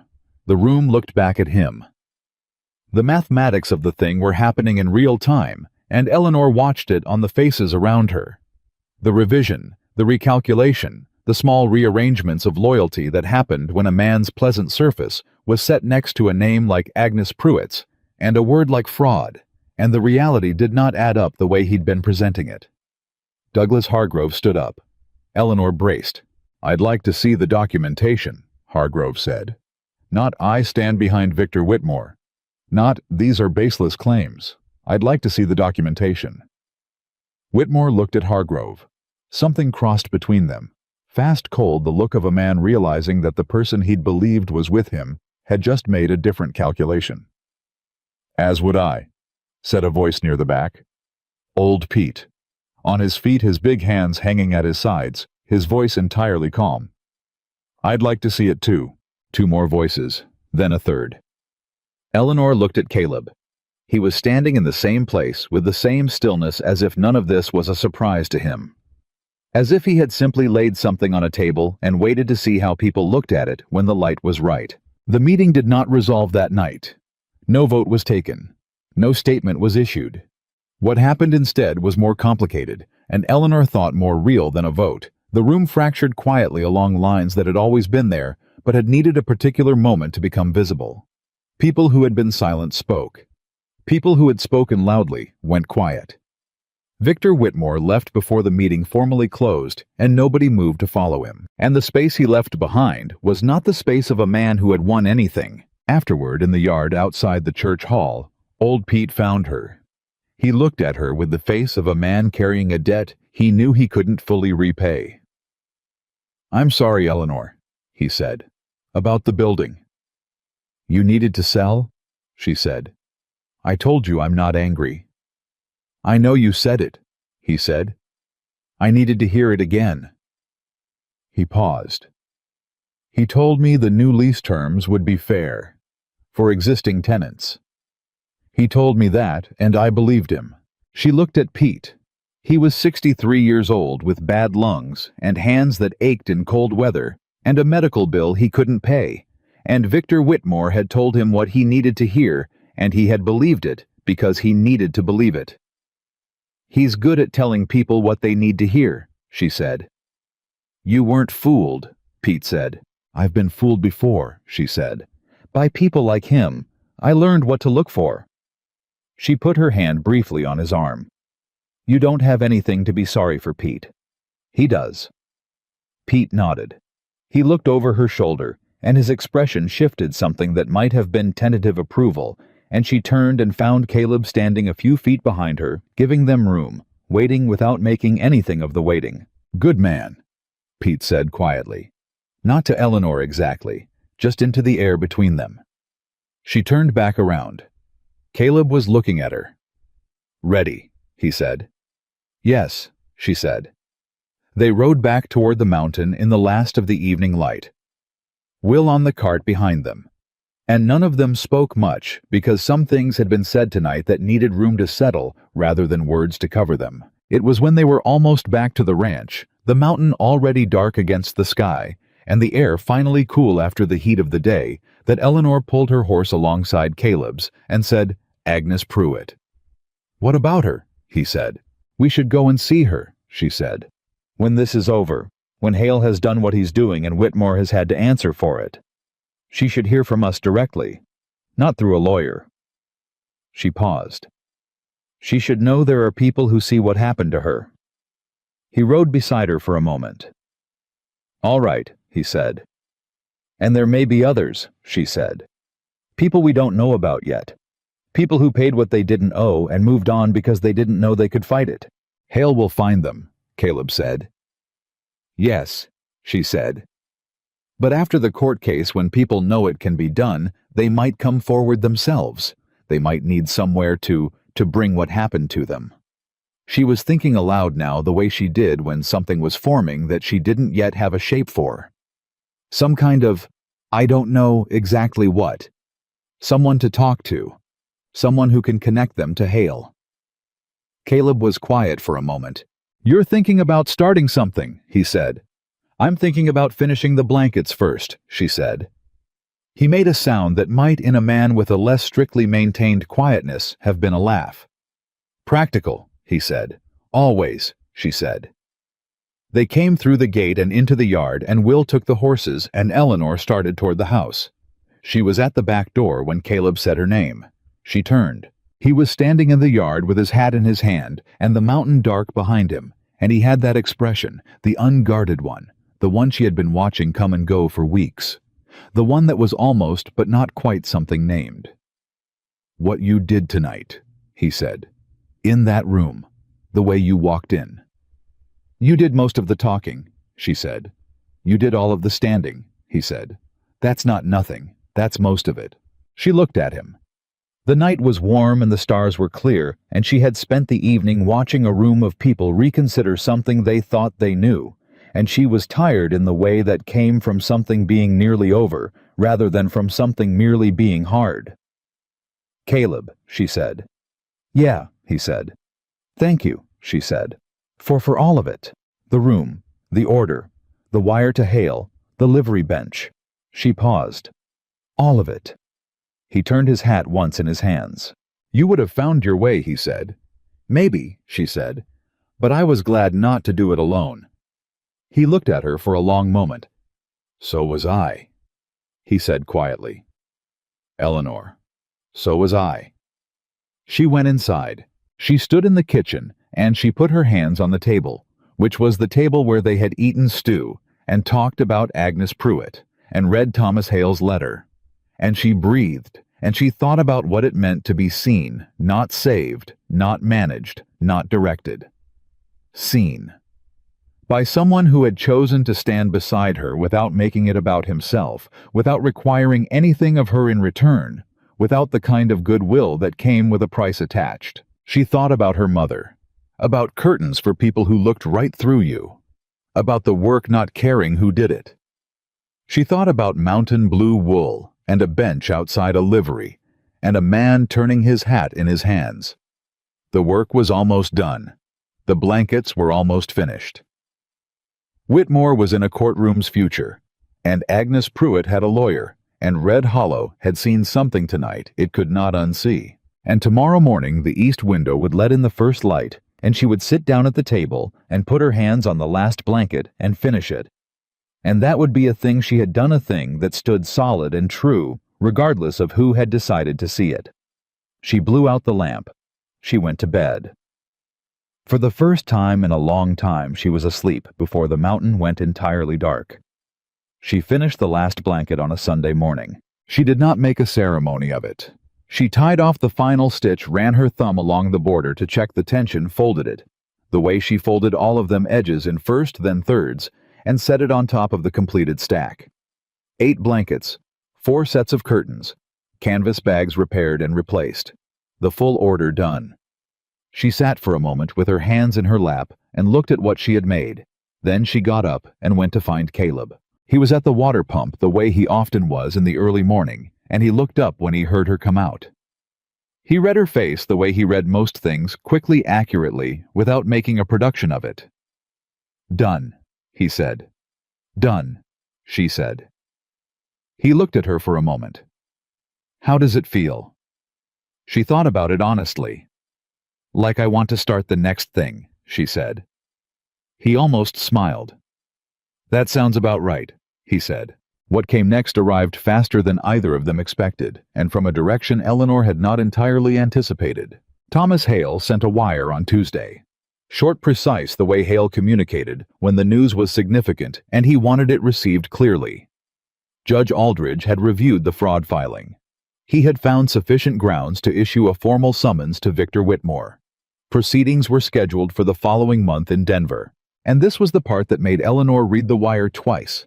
The territorial court had issued a temporary injunction freezing all of Whitmore's pending property actions in Red Hollow County, pending the outcome of the case. Caleb read it over her shoulder. "Frozen," he said. "All of them," she said. "Everything he has in motion. He can't move anything until the court rules." "How long does a case like this take?" Will said from the doorway, where he had appeared with the unerring instinct of a young man who knew when something important was happening. "Hale said a month for proceedings to open," Eleanor said. "After that—" She looked at Caleb. "He didn't say." "Hale doesn't speculate," Caleb said. "He'll know more when he's in the room with Aldridge." Eleanor set the wire down on the kitchen table. She looked at it. The injunction was not a verdict. It was not justice, not yet. But it was the sound of a door closing on something that had been running freely for 2 years, and the sound of it was significant. "Agnes Pruitt," she said. "I'll write to Hale today," Caleb said. "Ask him what the injunction means for her specifically. She needs to know it's moving," Eleanor said. "Not just through Hale. From someone she can, from someone who isn't a lawyer." He looked at her. "You want to go to Junction." "I want to go to Junction," she said. He nodded. "Thursday," he said. "Will can manage here for a day." Will from the doorway nodded with the gravity of a man accepting a significant responsibility. They rode to Junction on Thursday, and Eleanor spent most of the ride preparing herself for what she would find, because she had learned that the people who paid what they didn't owe and moved on were not always people who had recovered from the paying. Sometimes the paying was the last thing they had in them, and they had moved on, emptied out. Agnes Pruitt was not emptied out. She was 61 with white hair and careful eyes, and the particular stillness of a woman who had decided to stop waiting for things to get easier and was simply living in what was. She lived in her daughter's house, small, busy with grandchildren, the kind of house that was crowded in the way houses were crowded when love and necessity occupied the same space. She met them at the door and looked at Eleanor for a long moment before she said anything. "You're the one who found me," she said. "Thomas Hale found you," Eleanor said. "I just kept records." "Don't do that," Agnes said, not unkindly, just firmly. "Don't make yourself smaller than what you did." Eleanor stopped. Agnes stepped back from the door. "Come in," she said. "Both of you." They sat in Agnes Pruitt's daughter's parlor and drank coffee that was better than anything Eleanor had made recently, and Agnes talked about February, about the letter, the lawyer, the number she had been told she owed, the way it had been presented as so established, so settled, so already decided that she had not thought to question it. She had paid. She had left. She had told herself it was done. "I didn't know," Agnes said.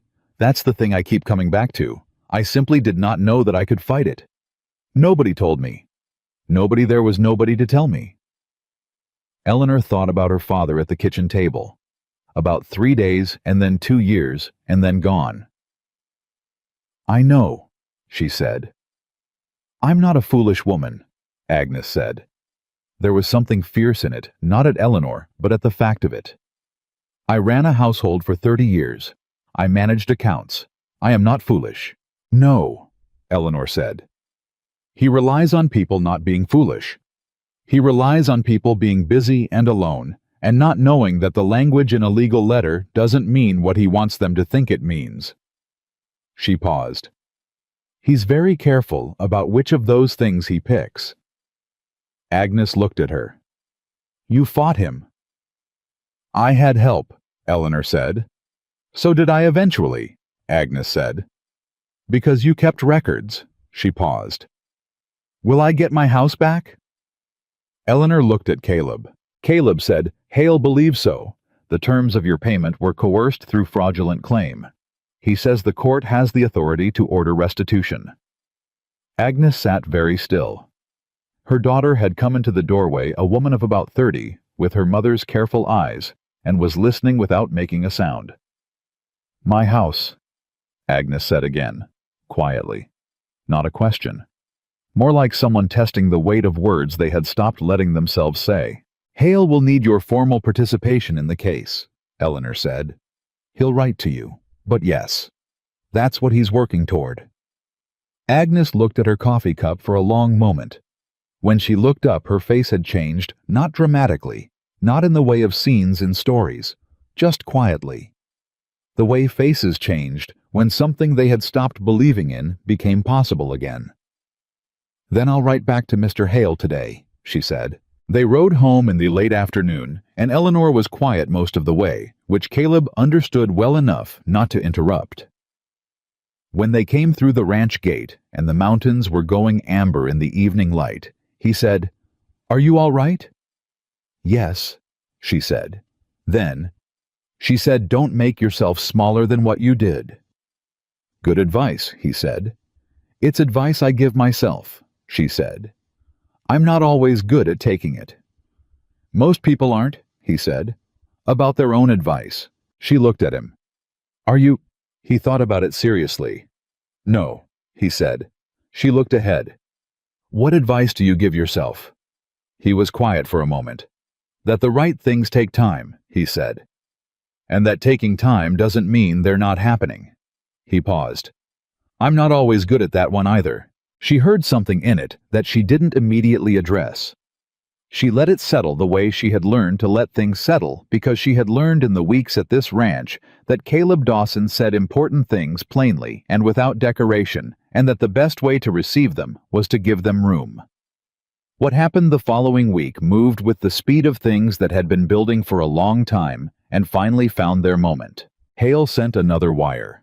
Whitmore had received his summons and had hired a lawyer from back east, expensive, thorough, the kind of lawyer wealthy men hired when they needed a particular kind of fight managed. Hale had expected this. He was not concerned. He said because the documentation was solid and the pattern was clear. And Judge Aldridge had already used the word systematic in his initial review, which Hale said was meaningful. 2 days after that wire, something happened that none of them had anticipated. Margaret Hargrove came to the ranch. Eleanor was in the workroom. She had started a new project, a private order from a woman in town who had found her through the reversal of the gossip that followed the church hall.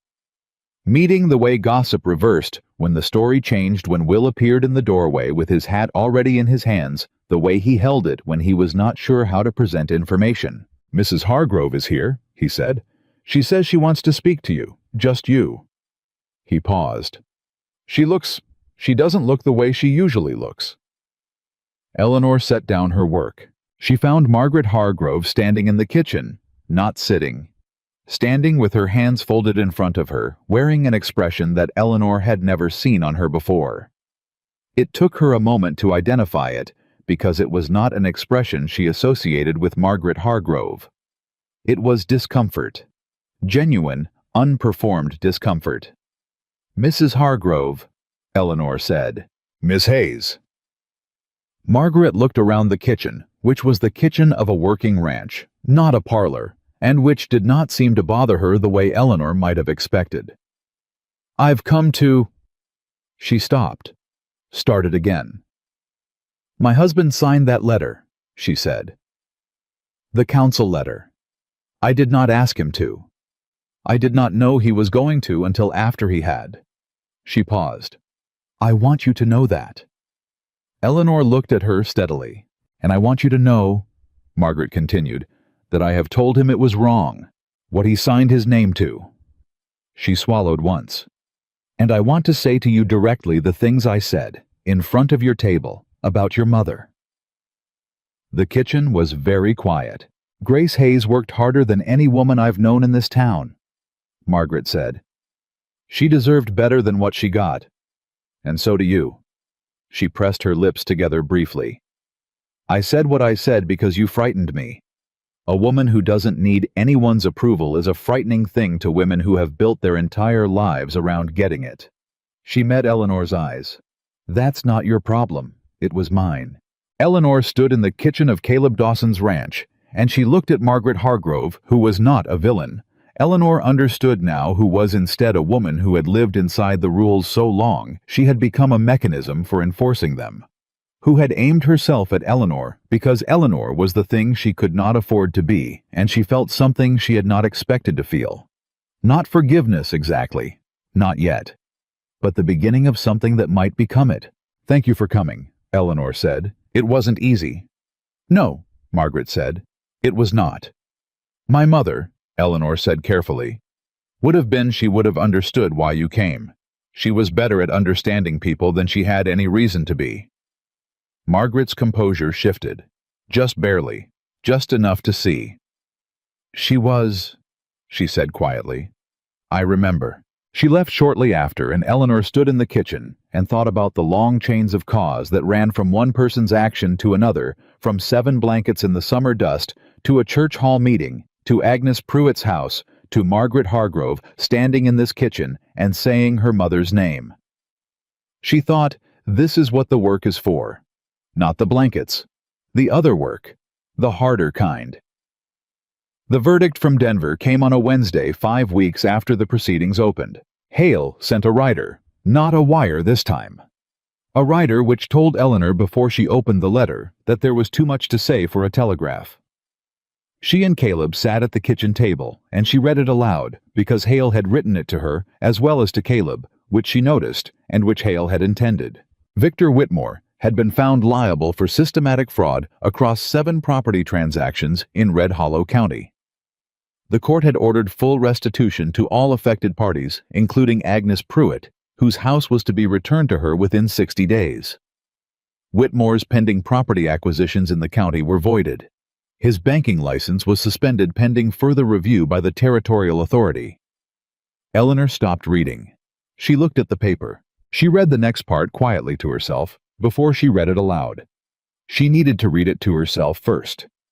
It said, "The court noted specifically the role of documentary evidence compiled by Miss Eleanor Hayes of Red Hollow, without which the systemic nature of the scheme would have been substantially more difficult to establish.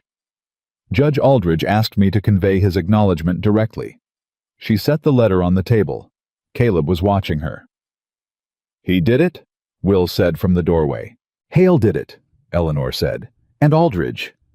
"And you," Caleb said. He said it without emphasis, the way he said things he had already decided were true and did not need to be argued about. "The judge said so." She looked at the letter again. Miss Eleanor Hayes of Red Hollow. Not of nowhere. Not of the edge of town. Not of the small room above Pete's building or the workroom in the mountain house. Of Red Hollow. It was a small thing. It was not a small thing at all. "I want to tell Agnes Pruitt myself," she said. "I know," Caleb said. "We'll go Saturday."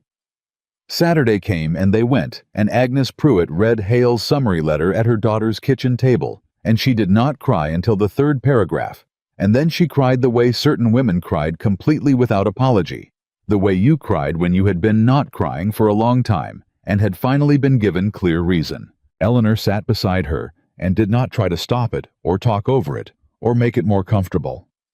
She just sat there, which was what Agnes needed, and she knew it was what Agnes needed because she herself had needed at various times exactly that. When it was done, Agnes looked up and said, 60 days. "That's what it says," Eleanor said. "I'm going home," Agnes said. "Not to the room, just to the air in front of her. I am going home." On the ride back, Caleb said, "What's the new order?" She had told him about the private commission, the woman in town who had found her through the reversed gossip. 2 quilts and a set of curtains, she said, for her daughter's room. "Good," he said. "There's another inquiry too," she said. "A woman in Junction who heard about the Agnes Pruitt case and wants to know if I do work to order or only through referral." He glanced at her. "More than you can do alone." "Yes," she said. "I was thinking about that." She had been thinking about it for longer than she was going to say. She had been thinking about it since the night in the church hall, since Margaret Hargrove's kitchen visit, since Agnes Pruitt's face, when she understood the injunction meant her house was frozen and Whitmore could not move on it. She had been thinking about what her mother had said. The work doesn't care who does it. She had been thinking about what she wanted to do with that. "I want to talk to you about something," she said. "When we get back." He nodded once. He did not ask which was one of the things she had come to rely on without meaning to. They sat at the kitchen table that evening after supper, after Will had done the dishes with the cheerful efficiency he brought to all domestic tasks he had decided were beneath complaint, and Eleanor told Caleb what she had been thinking. A sewing cooperative. Small to start. 2 or 3 women working together in a shared space. Women who had the skill but not the capital, who could take on more work together than any of them could alone. She had thought about where. Not in town. Not initially. The rent situation in Red Hollow was complicated, and likely to remain so while Whitmore's legal aftermath settled. But there was the barn outbuilding on the west side of the ranch. She had noticed it the first week, had noticed it was solid and had a south-facing window and was large enough to hold 3 work tables. She laid it out plainly. She did not embellish. She said what she was thinking and what she was asking and what she believed could come of it. When she finished, Caleb was quiet for a moment. "You've been carrying this for a while," he said. "A few weeks," she said. "You should have told me sooner," he said. "Not an accusation. Just the observation of a man who would have liked to be told sooner." "I needed to think it through myself first," she said. "I didn't want to bring you half a plan." "Eleanor," he said, "you could bring me half a plan." She looked at him. "I know that now," she said. He was quiet again for a moment. Then, "The outbuilding. You'd want to clear it." "Yes." "That's a week's work." "I know. I'd do the planning while it's being cleared." "Who are you thinking?" She had two names.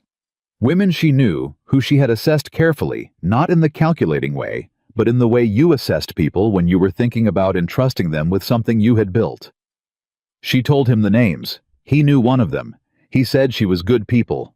"I'd want it to be theirs as much as mine," Eleanor said. "Not charity. A real arrangement. Shared work, shared income." She paused. "I know what it is to be handed something that comes with a price. I don't want to be that." "You couldn't be that if you tried," he said. She looked at him for a moment. Then she said, "Why did you buy all 7 blankets?" He looked at her steadily. "You know why." "I want to hear you say it." He turned his coffee cup once on the table. The gesture she knew. Now the one that appeared when he was choosing his words carefully, because the words mattered. "Because you were on your knees in the summer dust picking up something you'd built," he said. "And everybody was watching you do it, and nobody was doing a damn thing. And because—" He paused. "Because the way you picked them up, you weren't broken. You were furious, and you were hiding it, and you just kept picking them up.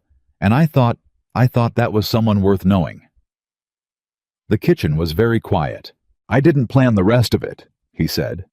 "The room, the order, any of it. I wasn't calculating." "I know," she said. "I kept finding reasons," he said.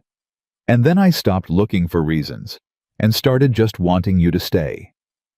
He held her gaze. "That's the honest account of it." She looked at him.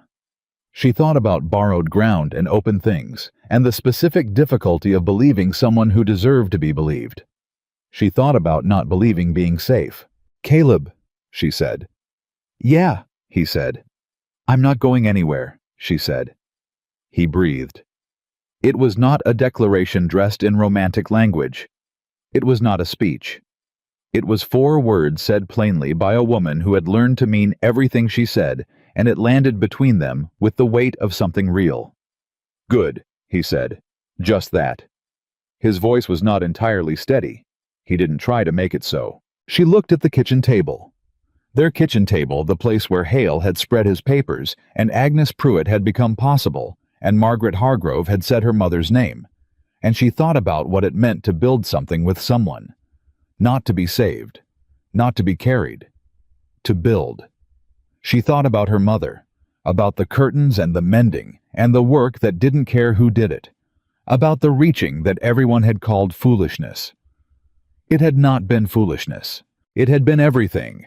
The outbuilding was cleared in 10 days. Caleb's hands did it cheerfully, because Will had told them about the plan, and they had received it with the enthusiasm of people who like to see things happen, and had been looking for something worth doing.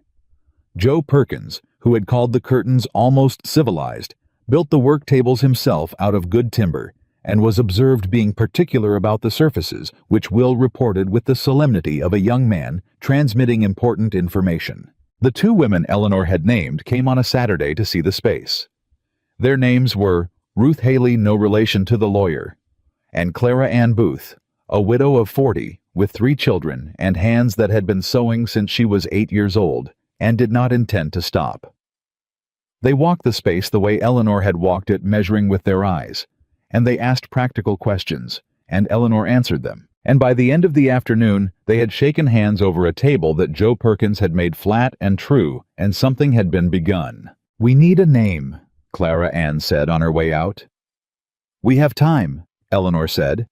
"I'll think of something," Clara Ann said with the confidence of a woman who was accustomed to finding solutions, and who had already decided this was her solution to find. Ruth was quiet until the last moment, standing in the doorway, looking back at the space. Then she said, "My mother used to say that the best things are built by people who needed them." She looked at Eleanor. "I think that's us." Eleanor thought about 7 blankets in the summer dust, about mountain blue wool, about a bench outside a livery, and a note in plain, careful handwriting that said, If you've got something in blue or green, those will do. Yes, she said. I think that's us. The summer was ending by the time the cooperative took its first outside order. Not ending dramatically, the mountains let summer go slowly, incrementally. The mornings getting cooler before the days did, the quality of the light shifting in a way you felt before you could name. Eleanor noticed it the way she noticed things now, fully, without the old anxious edge. The way you noticed things when you were not braced for them to be taken. She was carrying finished work to the outbuilding one morning when Caleb fell into step beside her. He did this, sometimes appeared at the edge of things she was doing, and walked alongside for a while, which she had come to recognize as its own kind of language. The language of someone who wanted to be near you without requiring anything particular of the nearness. Hale's final accounting came, he said. I know, I read it this morning. Agnes gets her house back Thursday. I know. He walked beside her. You don't seem surprised by any of it, he said. I'm not now, she said. I think I stopped being surprised somewhere around the time the outbuilding got cleaned out, and Joe Perkins got particular about the tables. He almost smiled.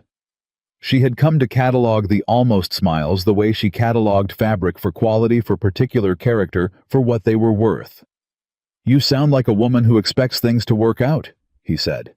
I sound like a woman who did the work and watched it work out, she said. That's different. Fair distinction, he said. They reached the outbuilding and she set the finished work inside, and she stood in the doorway and looked at the 3 tables and the south window and the fabric stacked against the wall, and she thought about what her mother had built from nothing, and what it had cost her, and how Eleanor had taken everything it cost and turned it into this. Not to justify the cost, not to make the loss mean something. It hadn't meant, but because the reaching was the inheritance, and she was not going to waste it. Caleb, she said. Yeah, he said. He was standing just behind her, looking at the same thing. I'm going to need more wool, she said. For the winter orders. I was thinking mountain blue again. Maybe a deep green, too. I'll send Will to Junction, he said. Tell him to get twice what he thinks is enough, she said. He always underestimates. He does, Caleb agreed. She turned around and he was close, not crowding. Just close, the way 2 people were close when they had spent weeks standing beside each other at important moments and had stopped keeping unnecessary distance between them. She looked at him. I used to tell myself nobody was coming, she said. Every morning, for 3 years, like a rule I was keeping. His face was very still. I know, he said quietly. I don't say it anymore, she said. He looked at her for a long moment. All that steady, unguarded certainty of him, the man who had stepped into somebody else's fight on a summer morning and kept stepping in not because he needed to be a hero, but because some people were simply made to stand up when other people were on their knees and everyone else was watching. He reached out and took her hand. Not dramatically, not with ceremony. Just took it the way you took hold of something you had been thinking about holding for a long time and had finally decided the time for thinking was done. His hand was calloused and warm, and it held hers the way he did most things, steadily, without performance, as if this was exactly where it was always going to end up, and he was simply acknowledging that fact. She held on. Outside the mountain, morning was doing what mountain mornings did, coming on clear and full and indifferent to everything small and human, and lit with the particular conviction of something that had been here long before them and intended to remain. Inside, in the outbuilding on the Dawson Ranch, 3 work tables stood waiting for the day's work. Ruth Haley was already on her way up the road. Clara Ann Booth would arrive by 9 with her 2 oldest children in tow, who had been assigned the task of winding thread and were taking it with more seriousness than anyone had expected. Agnes Pruitt was getting her house back Thursday. Thomas Hale was already writing to the other parties Whitmore's exposure had uncovered. Margaret Hargrove had, it was quietly said, donated a sum of money to the church fund, designated for families facing unlawful property actions, which was not an apology, and was not meant to be one, but which was something, and something was where most things worth building had to start. Eleanor Hayes stood in a doorway in the Colorado mountains on a summer morning that was already almost imperceptibly letting go of summer, and she held the hand of the man who had stepped into the dust beside her, and she was not afraid, and she was not braced, and she was not telling herself that nobody was coming. She was here. She had built something. She had stood when it was hard to stand and chosen to be open, when open was the harder thing to be. And she had found not a rescue, not a fairy story, but something realer and sturdier than either. A place, a purpose, a person beside her who had seen exactly who she was and had not asked her to be smaller or safer or more convenient. The strongest people are not the ones who never fall. They are the ones who keep standing even when nobody believes in them, even when the ground is borrowed, even when the only thing holding them up is the work and the will, and the refusal to let the reaching be for nothing. Eleanor Hayes had fallen. She had stood up. She had picked up 7 blankets in the summer dust one by one, with her hands steady and her jaw set, and she had not stopped building since.